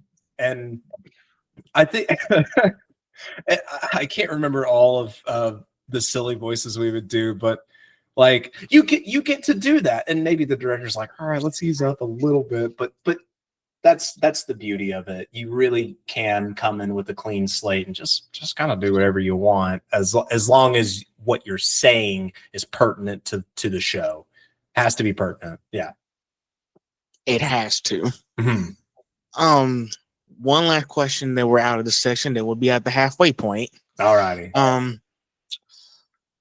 What's the biggest challenge you faced in voice acting, and how did you overcome it? I think the biggest challenge was, ooh, and because I've always felt like that the challenge has always moved. To me, it started with, well, getting into Crunchyroll, right? That was the first challenge because I'd already been doing the voice acting to a degree, right? But then I got in and I was like, okay, sounds good. We're in. And then it was like the new challenge was, how do I start working with more directors and start doing more shows? And we've honestly, that was a waiting game. Purely, it was just purely a waiting game. And because you're brand new, no one knows you. You're you gotta, I mean, it's hard for a director to be like, let's get this person in if they don't know you, they've never met you. So that was one of the challenges. And then it just took some time. I think it took me like, from my first session to my second session took like 3 months. So yeah, there was like, I got called in, did my 45-minute session of additional voices, and then didn't hear anything for 3 months. And that can happen, and that's actually quite normal. And then I think in February, no, it was January, like late January, I did the second show I ever did, and then eventually, like maybe 3 or 4 weeks, I did my third, fourth, and then it just kind of trickled down and avalanched, or however it started stacking on, and all of a sudden I did some movies in the summer of 2024, or the spring into the summer. I did like 2 movies, and then I did Haikyuu and Blue Lock, and then even later on I did the Overlord movie. Like it just trickled down. So like a lot of that was purely time. I think when it comes to like a true challenge, I think my first character, Jade, I think that was a real challenge to me, because that was where, oh man, eyes are going to be on me for people that watch that show. Like that kind of makes me nervous. I don't want to fuck this up. I don't want to, I want to give it my 100%. And, I, bro, I called Nassim. I think I called him like 2 times about it. And Nassim's in that show too. He plays Albert de Saloom in Seventh Prince. So originally I was watching that show because he was in it, and I was being a good friend. I was like, yeah, I'll watch the show. So I did that. And gosh, man, that I would call him late at night. I'd call him. I'd be at the gym. I'd call him, be like, man, I'm fucking this roll up. I'm screwing it up, dude. I screwed it up. He's like, no, you're not, dude. You're killing it. Like you're doing great at it. And he was a very good support for me with that. And I think the best way that helped me get over it. I spoke with Lee about it too a little bit, and he said, "No, dude, like you're not gonna sound bad in my studio. Like there's a reason why I picked you for this." I was like, I trust. And I started to remember kind of what we talked about about an hour ago of like, man, control what you can. And And I've had very positive reception about that role, especially when I got booked for Red Ranger, because no one knew who I was still, and people were like, "Who's this Ethan guy that's got the Red Ranger role?" And I remember seeing comments like, "Oh, well, he played Jade in Gisarm, and uh, he did fantastic in that. He was great. I loved him in that." And I was like, "All right, okay, didn't know that one." And yeah, thanks for the compliment. But I think that one of the bigger challenge to round it back was just the confidence of doing these bigger roles. I think was very, very much a thing, and to overcome it was trust. It took trust and a little bit of ego. Took some ego. I've talked about this with a couple of colleagues about ego and how to use ego, because I have a particular relationship with ego. But I think when you step into a booth or wherever your recording space is, you need to understand that you're the best thing in that room. That doesn't mean you treat people like that. It's very different. You don't treat people like you're the best person in the room. I'm talking about you are the best actor in there, and you're going to give 100%. And you're not going to doubt what you gave. If you need to do a second take, you do a second take. That doesn't matter. You're still going to get in, and you're going to do 100%. And then when you get out of the booth, you can be as nervous as you want about it, and whatever. You can do all that. But I've discussed this with several voice actors, and from what they've told me, it's helped to a degree. I don't know how much it's helped them. Something is better than nothing, in my opinion, helping wise. Like if they felt like they were able to do a better job because of advice that I've given them, that's awesome. That's all I would want. But yeah, it took some better understanding of myself and trust to overcome that stuff. And listen, every time you do a new role, I treat it like at the end of a semester in high school, like you're gonna have like an end of the year challenge, and you're gonna have to figure out how you're gonna overcome it, because it's coming up fast and you just don't know it yet. Mm-hmm. And yeah, and it's like, man, are you flexible? Are you able to get out of your comfort zone and try some things you wouldn't try? And this isn't just acting; this is anything, man. Like you're always going to run into problems, and I think the sign of how well you're going to do when problems arise is, well, how good are you at adapting? Um, as a big thing, you got to be good at adaptation and being able to have a little faith, a little trust, and use that support network when you can.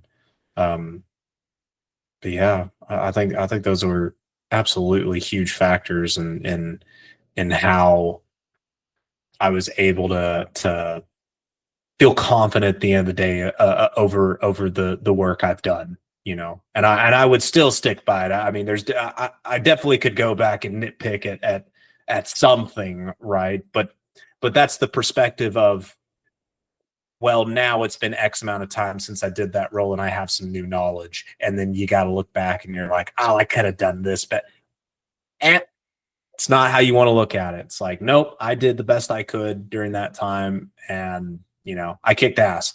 Be like that about it if you have to, but it's especially in our field. I mean, a lot of us are very self-deprecating. I gotcha. All right, so we're at the halfway mark. I know it's been a long discussion. It's all good. Ooh, I think we might hit 10:30, so it'll be 2 hours, man.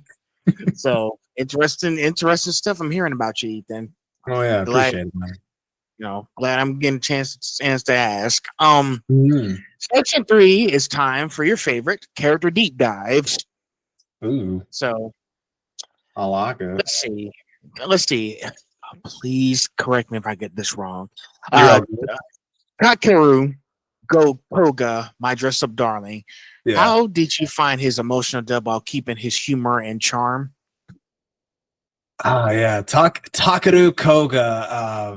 Man, with his attitude, I think this is one of the. It was in a show, My Dress Up Darling, where you had more realism in the takes. this is something that I've like culturally looked at or in the acting space for anime, where you hear a lot of, I'll round this back to that, but you'll hear a lot about man, I just can't listen to the dub anymore, right? The dub versus sub argument. But you'll hear like, I can't listen to it. It just sounds too over the top. It's like, it's not that they're wrong. It's not that that's an incorrect opinion. It's just it's a preference thing, but they're not wrong, because yeah, it's like in anime we do stylize it, but there are shows where we don't stylize it that much. Like I think a great example, another show, Horimiya. Horimiya is one of those shows where it had its goofy moments, and we're gonna go, they're gonna go over the top, and you had some absolute phenomenal actors in that.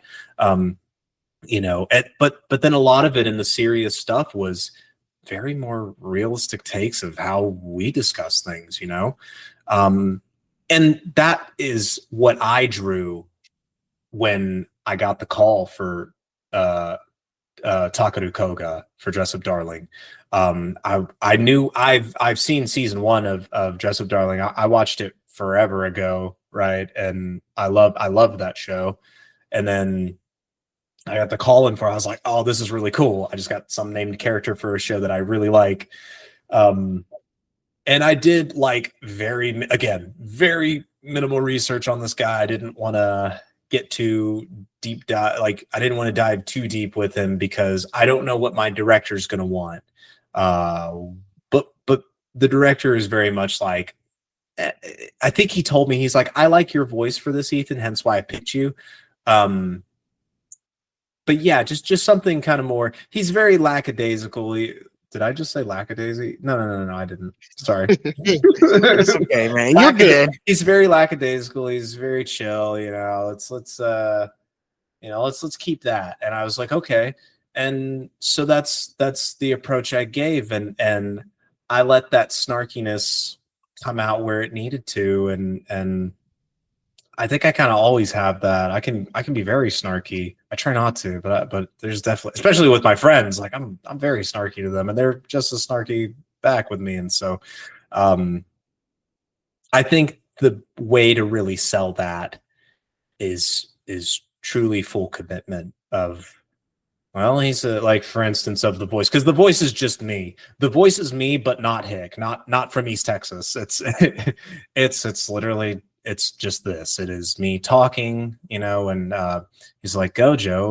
What are you doing? Aren't you supposed to be making the dress for Kitagawa?" Like, the inflections is not necessarily how I would say stuff, because again, I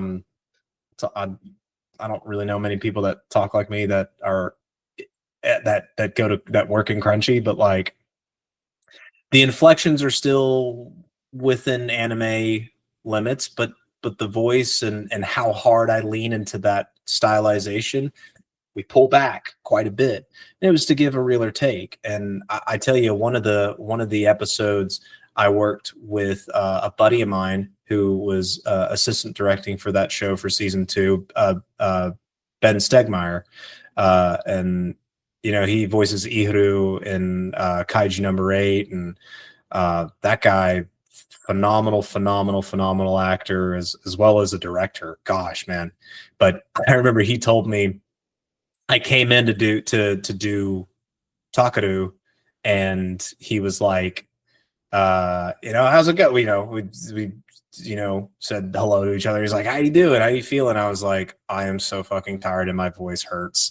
And it's very like, and he goes, perfect. It's exactly what I wanted from you. And I was like, all right. He was serious though. He's very serious, because he was like, I like how you made him sound kind of like tired and chill. I like that. So you're in the perfect voice set for it. But yeah, I would say that was the big thing of how I got that voice, was just he's kind of just a chiller version of me, really. Let's make him more like that. Let's make him a chiller version of me, and we'll throw that snarkiness in where it needs to be.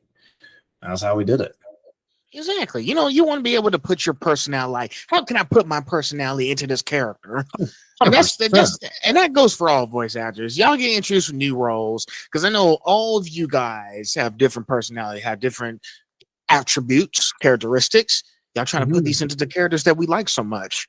Oh yeah, 100%. And especially as when you come from the actor side of it, when you're watching your colleagues do stuff where you're like, man, I like how they say these things. Like, oh gosh, Marissa Duran, they are wonderful, wonderful.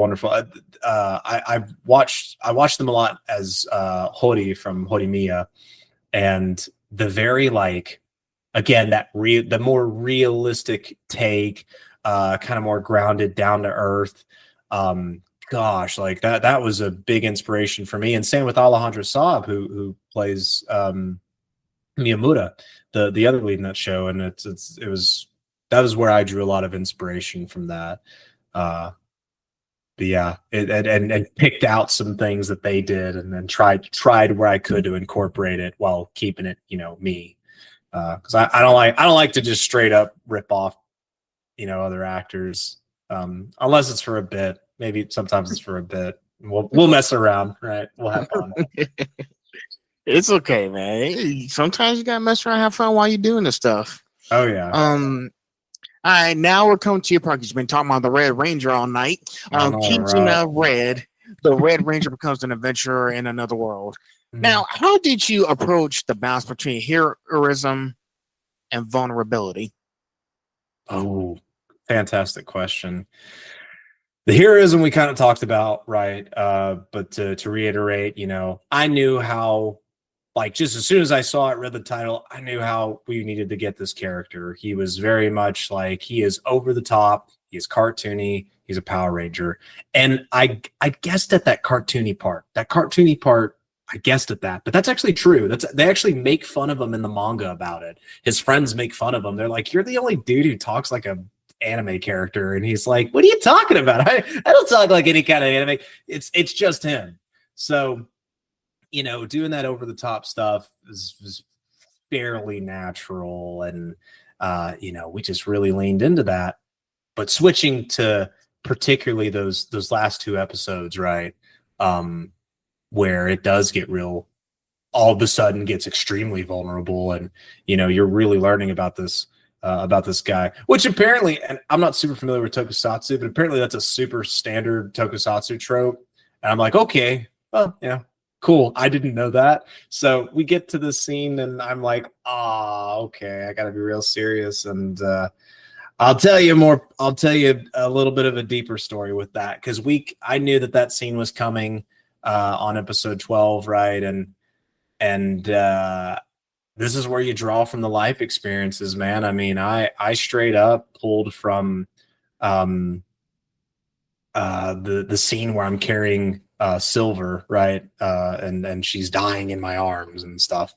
I pulled that from a family member that I had who passed away not too long ago, and seeing them in the state. It's all good, dude. It's all good. But I pulled from that, and really delved into it. And I mean, that's what you have to do. I think you have to inject that in there. And I think it's a disservice if you, maybe not a disservice. I think that's a little harsh. I think you're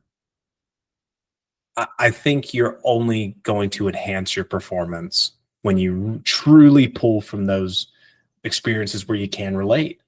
And I've said it way too much, not during this interview, but I've said it in others. I've said it to, friends, and like, I could not have asked for a better first lead role at all. And gosh, that those vulnerable scenes is just like, I mean, I would just think about, seeing it was my grandmother, just so that's out there. It was my grandmother passed away. She had like several cancers, and it's very bad. But I mean, I would just think of that, and I would think of the last times I saw her, and really get into that, really deep dive into that. And I think the other thing that I also pulled, here's me trying to really jerk your tears at it. I'm being like a little playful about it, so this isn't like the mood's all down. And I'm okay with it. But I also thought about uh, the fact that like my grandmother doesn't get to see this because I didn't. She passed away before I ever got in a crunchy, and like she passed away like I think 2 or 3 months before I got in, and so she's never she doesn't, I've never ever gotten to say like, hey, you can see me, on TV, or hey, I'm something I worked on and did a voice, and it's playing in movie theaters throughout the country here. And, I know she would have loved to have seen, you know, me succeed in that area. And, but that's the things, that's the tear jerking moments that I really pulled from, because it took that character from one dimensional of he's this happy go lucky friendship bonds Power Ranger guy to, oh, this dude actually is emotionally destroyed, and that's why he overcompensates so hard with bonds and friendship, and why he believes in it so deeply to the point where people, the characters in the show that don't know him, think it's fucking annoying. And it's like, there's a reason why he's like that. There's a big reason. He really did lose someone close to him. And that's what I highly tried putting into that for those last 2 episodes. Big time. But yeah. That's true, man. I know there's sometimes, and this would be anyway, someone has like some kind of tragedy. I think Meili Flanagan is Naruto, from back then. She did something for that scene where Naruto met his mother for the first time. Oh my and God. I heard from the previous voice actors, they told me that her mom passed away. I think it was like a year ago, and she wanted to channel like that, tragedy into that scene with Naruto, because this was the first time that he was getting a chance to meet his mom. So she put out all the stops, heartbreaking emotions into this one episode, because this was really something emotional. And also, my condolences for Meili Flanagan's loss. Oh man, I actually didn't know about that story. That hurts my heart to hear. Because I know what that loss is. And gosh, yeah, I didn't know that, but I definitely, I think the craziest part about it is my reaction to when you brought that up wasn't because I knew the story you were about to tell me. It was because I've seen that scene and it's hit me. Like I've gotten teared up watching it. I didn't even know that story. So gosh, it's wild. It's wild stuff. But yeah, man, you pull from these things, use that life experience. You can find honor in it, and that's what I try to do. That's what I've tried to do. I won't get too much into it, but with all this stuff I've done, like for me, it's always trying to honor, my grandmother's memory, and just doing more, just trying to make it as big as I can, purely because that's how she thought of me. She always would talk to me about like she was this Southern, East Texas Southern grandmother. She's like, Ethan, she's like, Ethan, I'm telling you, you're gonna do something amazing.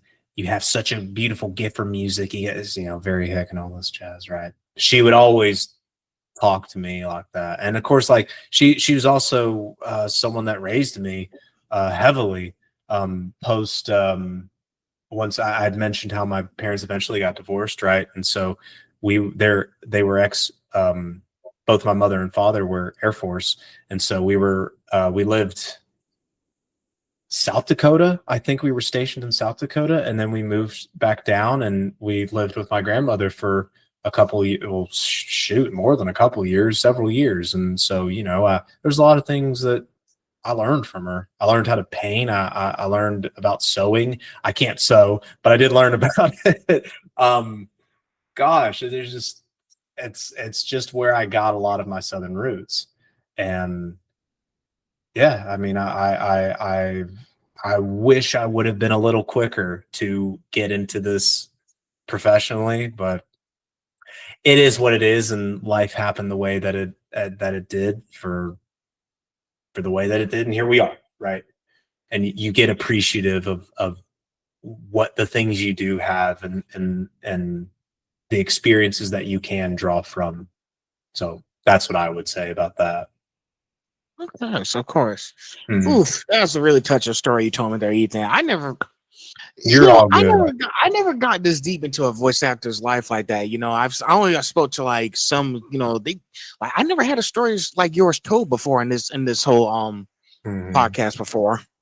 Yeah, So well, I try not to get too in depth because you can get really into it with though any of those stories like that. But mm, I feel like I was able to give you the gist, especially with the question of how you've presented it. So, but I appreciate it. yeah, of course. And listen, like I always tell my voice, if there's some things you just don't want to talk about, Sure, let me know, and we'll just keep the train moving. 100%, 100%. So, we're at the end of this. We're almost at the end of the section. If you could explore one of your characters' backstories further, which would it be, and how? Ooh, I think it's a good one. Gosh, now I'm trying to think about it. There's also like some other characters I can't talk about yet, but uh probably I think my last lead I did, Narihira Takeru, because we really I think on the last episode we do get to kind of or not the last episode, but it's like episode 4 or 5 we get to hear him talk a little bit more about like his parents and and all that jazz. But I feel like knowing how he was as a kid, or what his like seeing him with his family, his parents, and why he has as many his family mottos that he has. Because we, I remember we had a theory about his family mottos when we first started. Is like me, the director and the engineer. We all three of us we have these theories about why he has all these family mottos. We thought they weren't real. We thought that he made them up to to like cope with something. We weren't sure what, but no, they're real. They're actual family mottos, and it's like, well, that's really cool. And I would love to see like where does that come from? If you see we're in the last episode when we get to see his parents, like, and we see them talk and like move and stuff, they look so fucking cool. Like they have cool hair, cool designs. Like I would love to see, where does he come from like that? Because he's, as far as we know about him when we first are introduced to him, he's this, I think he's high school, right? He's this high school guy he's a punk. Uh he's very reminiscent of the old, I'm not gonna, the time period, I'm not gonna remember it exactly, but think uh kind of like gangster, like Japanese gangster, or not yakuza, not yakuza level, but like in there was a trend in Japan. I want to say 80s. I might be wrong, but in school, both middle school and their equivalent of high school in Japan, where a lot of the more macho boys would wear their hair in the pompadour style, like think Josuke Higashita, right? They'd wear it like that, and uh, Takeru doesn't have an exact pompadour, right? But it's a similar style. It's a similar like street macho, and that's how he acts too. He's like, no one ever beats me. I'm due to my motto, I'm literally undefeatable, and I think that's really cool. I would love to see kind of more of that past of how he is the way that he is today, outside of, well, I lost my parents, so all I have is are these mottos, and I fight for this girl that I see in my dreams. Because apparently he's seen this girl that's been this girl of his dreams. He's seen her over 2,000 times in the first episode, and it's like, was a little more than that. But like before that, he would see her in his dreams like every night. Well, that's weird. We know why eventually, but like that's cool. Like let's see that a little more. I guess I'm curious to see his more macho attitude in the real world. I guess I don't know if that was the real world. That show left me with a lot more questions towards the end than it did answers. But I loved it. I thought it was a very fun show to do. I enjoyed all the fight scenes as well. Of course, man. And it's, it's nice that if you can, the reason why I ask is because I know down in the future there's going to be tons of more opportunities, and maybe the studio could provide more backstory to those characters that you voiced so far. We just don't know how far we get as the years progress. 100%. And that's it's a David production original, so there's no manga or anything. Like it's just the show. So I don't know. I know they're going to be more. I think they're going to be doing part 7 of JoJo's Bizarre Adventures. So I think it'll be a minute before they get to that. Wow, which is impressive. I'll be ready. I know, right? All right, we're at the conclusion. It's been I did say we would get to 10:30, so now it's been 2 hours. Oh yeah. You're like my third 2-hour video. Wait. No. Third 2-hour video consistent of voice actors. I like it. But it's been great. It's been some we have some like deep internal questions and conversations. And I think you've enjoyed our talk so far. Yeah, absolutely. I hope that's the impression I've been giving you, because I would hate for you to feel like you didn't enjoy this. I'm like, no, dude, this is fun. I always want to make sure my guests are happy here. Yeah, so hospitality. 100%. Hey, I like it. So, all right, section 4, industry insight and advice. Number 16, representation matters. How do you see your heritage influencing opportunities or visibility in anime dubbing? How do I see it? Like just in general like influencing opportunities or visibility in anime dubbing. Sorry, the clarification. Like me or just in general representation within the anime industry? Oh no, just you, your heritage. Okay. Come on, you. No, I'm good. No. I just want to make sure I wasn't getting like too broad or not specific enough. No. Yeah, no. I mean, I tell you, I think, and I think I've discussed a little bit with some of the prior questions, but the whole thing of being even a mild inspiration for I mean, I'm always gonna celebrate that. I think it's awesome that someone can find connection with that and be like, yeah, this is really, especially like I've seen several posts, when the time comes of like, Asian Heritage Month, and it's like, that's cool. That's interesting to be thrown on with that, because for me growing up, that's just not remotely how I saw myself. I didn't even, I mean, I never saw myself as like a white person or Filipino. It was, cause my heritage is a mix of like Irish and Filipino, and it's always just kind of been, I don't know. I've always just been me. I've always tried to keep it in the confines of like the things I'm interested in and what I do. And but those that find that inspiration and really advocate for that. And I wouldn't say I don't advocate for representation. I think representation has done great things for our. I mean, we just talked about like, or I say just talked about. It's like what 2 hours ago, but 2 hours ago we talked about. I think a fantastic example is like Gachi Akata, but pushing for that, we've really been able to see a lot more talent just out of nowhere that come in and like dominate, and it's because they're fantastic. I don't think it's because they were of whatever particular race or ethnicity.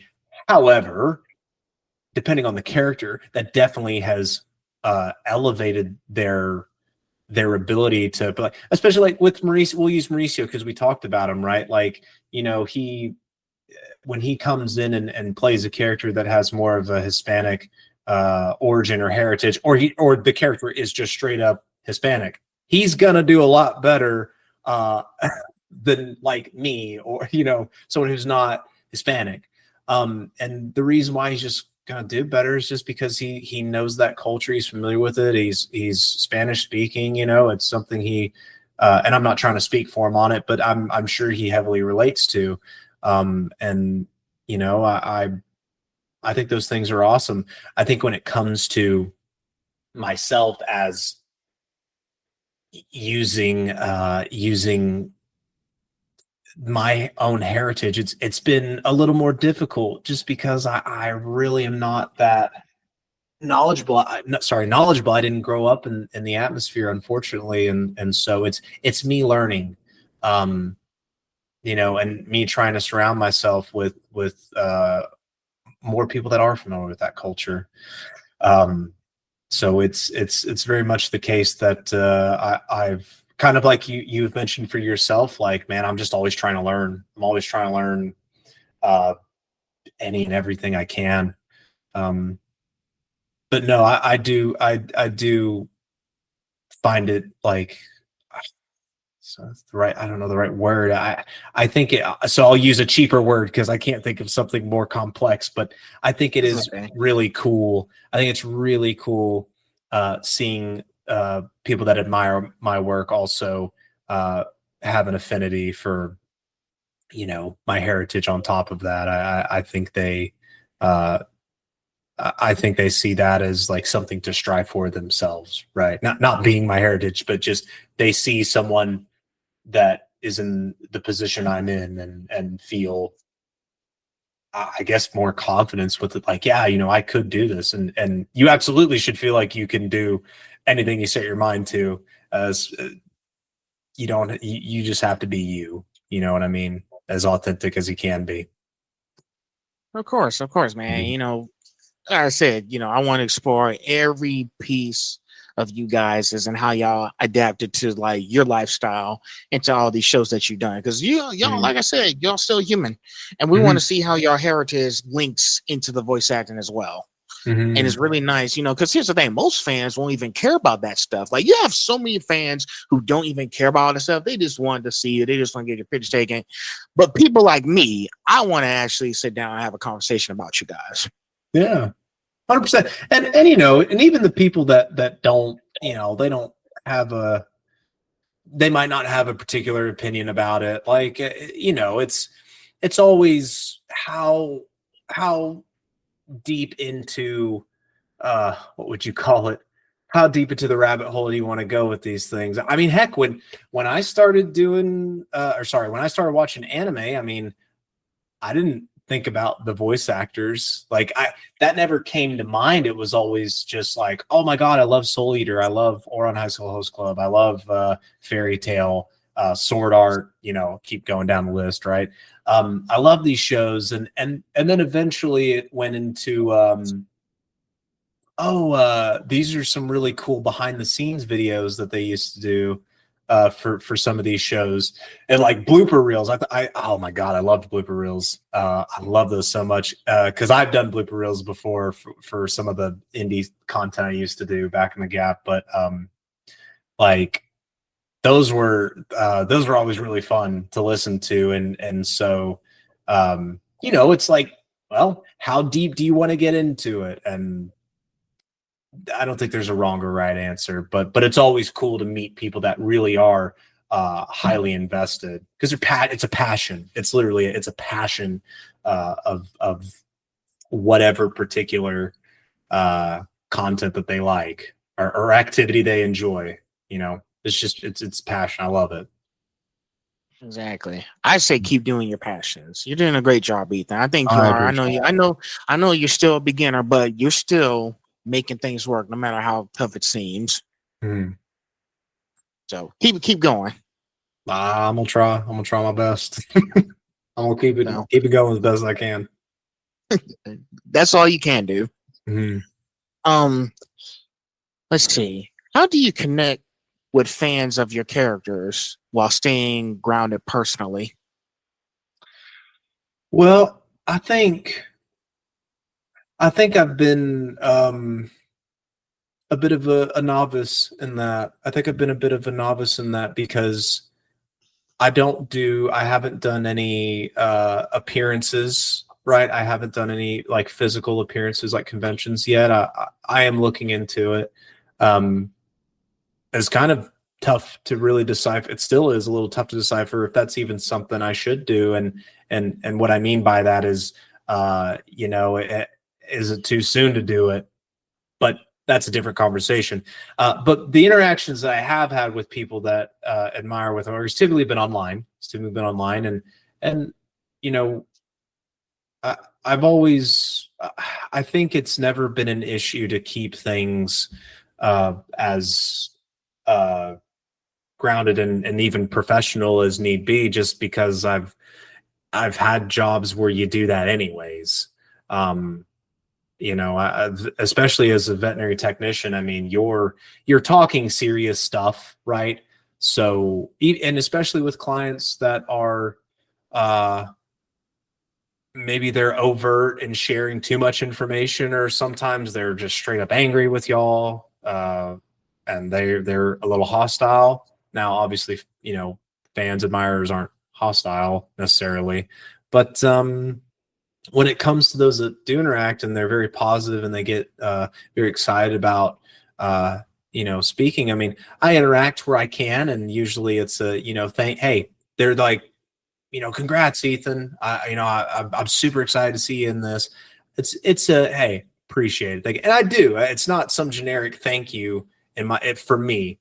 I don't know if it ever seems like that to people. I doubt it, but for me, it's like, no. I mean, you took the time to say congrats, and I'll take the time to say thank you. I try to answer every congratulations. I try to. I don't get them all. Some of them do slip the cracks, but I do try to show that appreciation where I can, and I'm not sure how I will react whenever I do meet that fan in person. I mean, I'll keep it as grounded as I don't feel like it's going to be a huge issue, or it'll just be new is what I'm getting at. The experience will be like, especially if it's a very excited person, I'll be like, cool. I'm really happy you enjoy it. I actually, I'll tell you this. Check this out. This is funny to me. So it was on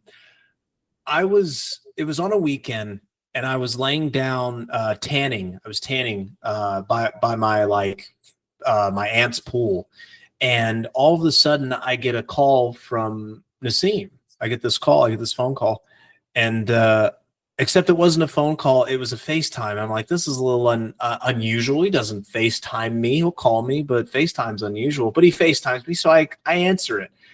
This dude is at a convention, and I forgot he's at a convention. He's at a convention, and he goes, hey, man, I got someone here that's a fan of Red Ranger. And then he flips the camera over to the dude. And I'm like shirtless. I mean, nothing inappropriate is like showing on me, but like I had my shirt off, and it's this kid who's I don't know how. I think he's like 20. He's not a kid, but I think he's like 20 years old or something. But he starts going off like, I love Tokusatsu. I loved you in Red Ranger, and it was kind of hard to hear him, unfortunately, because of the venue he was at was very loud, and and I told him, that, hey, that's awesome. I'm glad you are that passionate about Tokusatsu and Power Rangers, because that stuff is really cool. That's the Tokusatsu side is really new to me, and it's kind of goated. I'm not gonna lie, it is really cool, the action that goes on in there. But I just told him, hey, I appreciate you being a fan and enjoying the work and the content. Thanks for stopping by Nassim's booth, and you have a good day. Take it easy. You know, it's very quick. Like I think it was like a 15-20 second interaction, very short. And then Nassim turns the camera back around and is like, you know, I gotta go. Thanks, man. Thanks for answering the phone. I was like, no problem, Nassim. Thanks. I like had the camera. I was like, thanks, Nassim. I appreciate it. So take it easy. That was funny. Yeah, man. That was funny, man. I think you just you treat people as normally as you can, you know. Dude, just have your humbleness, and I that's the best way I've ever handled it is with humility and grace, and that's the best I can do with it, and have fun, right? You know, to make it a fun experience for them as well. But you know, Of course, man. Always listen. Treat people the way you want to be treated. absolutely. Always. With 2 more questions, and then we'll wrap it up, man. I know it's been a long night, so Yeah, but no like issue, you said, you're an hour. Mm-hmm. Let's see. What's one piece of advice you give to aspiring voice actors about finding their own voice in the industry? Let's see, because I want to pick. I want to be very particular. Take your time, man. Yeah. Because there's very generic advice you can give, but I think I'll give you this advice. This is this I think is very. I think sometimes it's underrated, but it's the most realist piece of advice I ever got, and it's the most truest advice I've ever gotten, and have seen through to fruition. Mastering your own voice, your actual voice, the way you speak right now. Now that includes, like, if you're like me, which I've kind of turned it off because we're talking about this, but like, if you're like me and you typically talk real Southern and you have a lot of, you're stuck in that and you want to, I don't know, get out of that. I don't think getting out is the best way to look at it, but like, master your own voice. You have almost no one, I say almost, but basically no one has your voice. You have the only voice that you're going to have, and no one else has that, right? So get that down. Know how to have vocal control as well as like breath control. What's your breath game like, bro? Like, can you do a long scream? I had to learn the hard way if I could do a long scream or not. Have 2 screamy rolls, like, or gosh, like, that's how I had to learn. But you know, like, those are for real things, and at the same time, like, can you I mean, play with your voice when you're wanting to create something new that isn't your voice. After, let's say, you've mastered your own voice, I mean, the best way to do it is, like, let's say I don't know, you're driving in your car, right? If you can drive, if you have the ability to drive, is like, make up a funny voice, dude. Watch stuff, imitate things, right? Remember bad impressions on purpose, bad impressions of characters, right? Or even like singing. If you're more of a singer like me, you know, like, do it. I mean, get goofy, because you're really going to find out what your voice can and cannot do. And that goes with the idea of mastery of your voice. Majority of the roles I've ever done professionally have been with my voice, with very minor tweaking. I think the most slightly vocally demanding thing I did, I'm not counting screaming stuff. Screaming is vocally demanding, but I just mean, like, where I'm really having to switch my voice up, was with Jade, was with Seventh Prince. And we talked about that earlier, but like, yeah, he starts out a lot higher and then he gets like real gruff depending on the scene, and he's screaming and all this jazz. But like, for real, that is not majority of the case.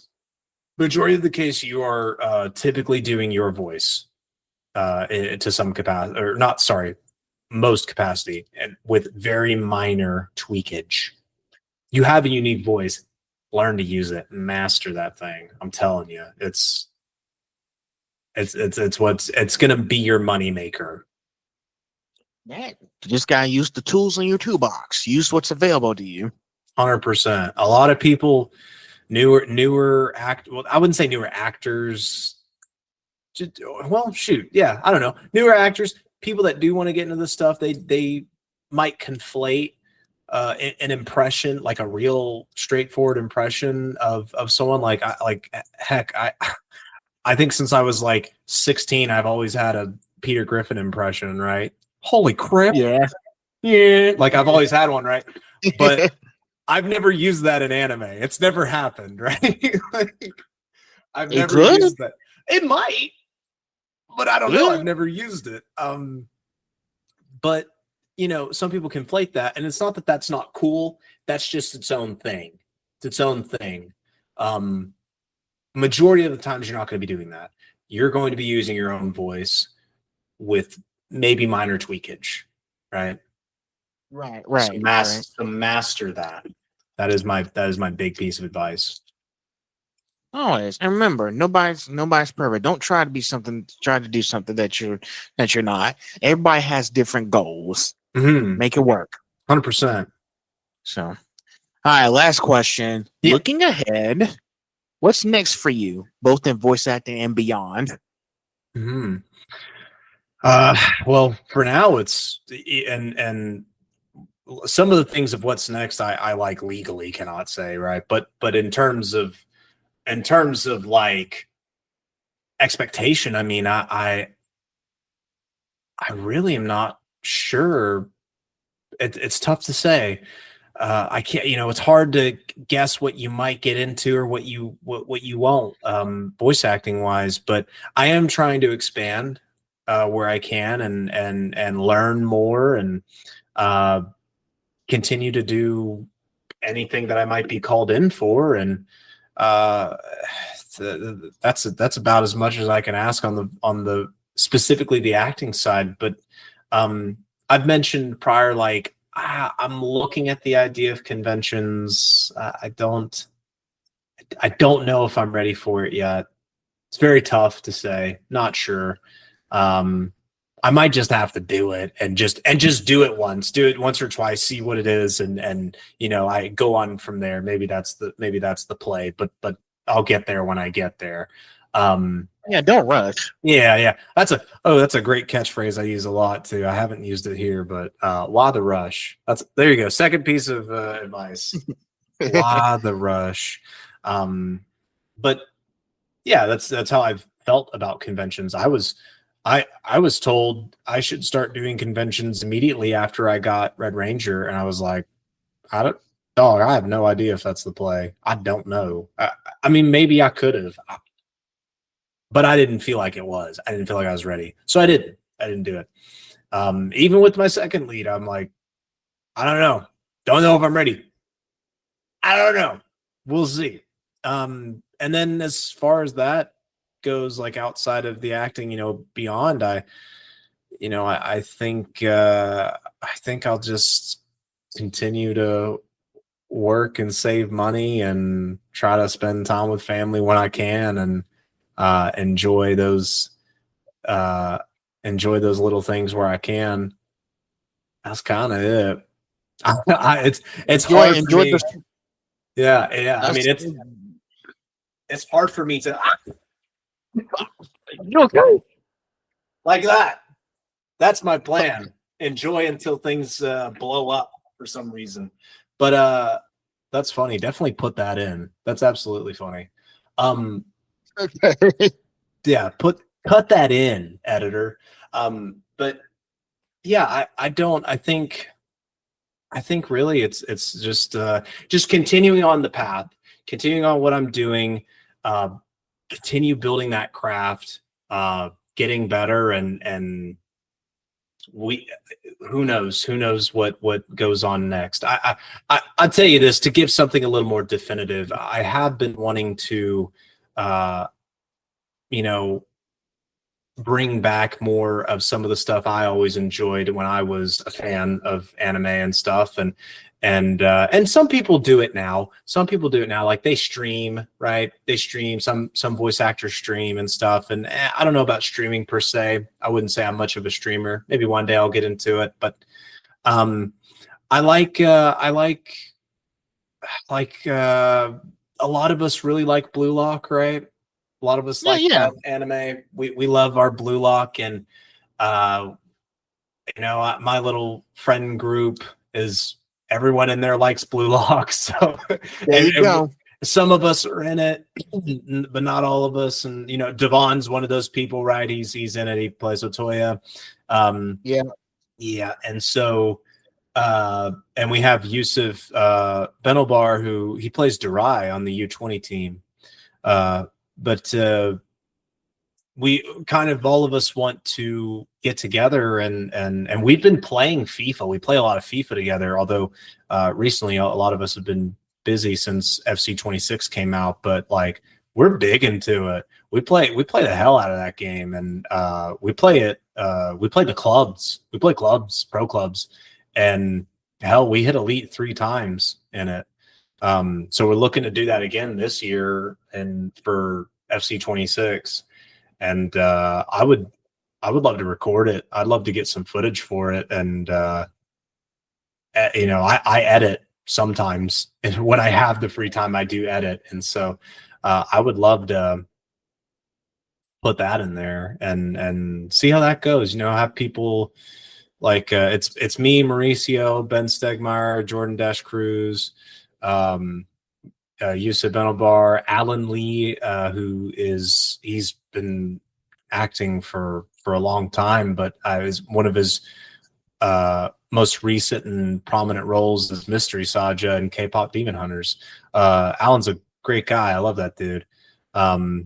We got trying to make sure I'm not missing anyone.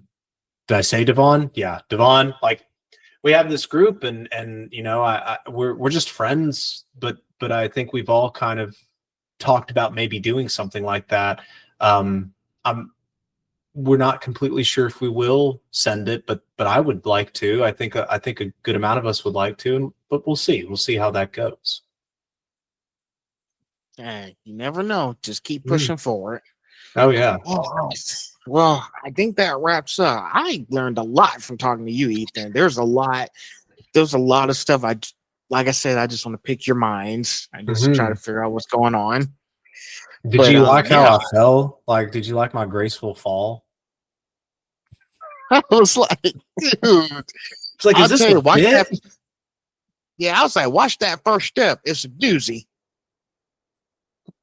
That's awesome. I love that. Yeah.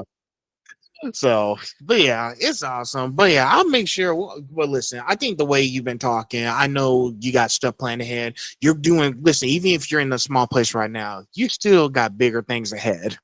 Mm-hmm. Yeah, no, you do. And I think too, it's not even, I don't think I'm in a small place with it. Like, in my opinion, I think it's just that there's plenty of stuff I don't know. I just don't know, and so I try to keep that open mind, and I'm quite thankful for the things I do have, because it's I feel like it is quite a lot, and I'm quite proud of the work I've done, and I'm excited to see what's ahead, man. I mean, heck, I just got Gachi Akata, and I play like he's not a big character. He's named. It's Shikage, and I'm excited to see where he goes in the future with it. I mean, we don't know much about him, so that might be a super cool role down the line. But I'm still just as grateful that I even got to be in the show. I didn't know if I get to be in it or not, so this is very fun. And like I said before, endless universe out there. We just need to start breaking it down and know where we need to start looking. 100%, man. I agree.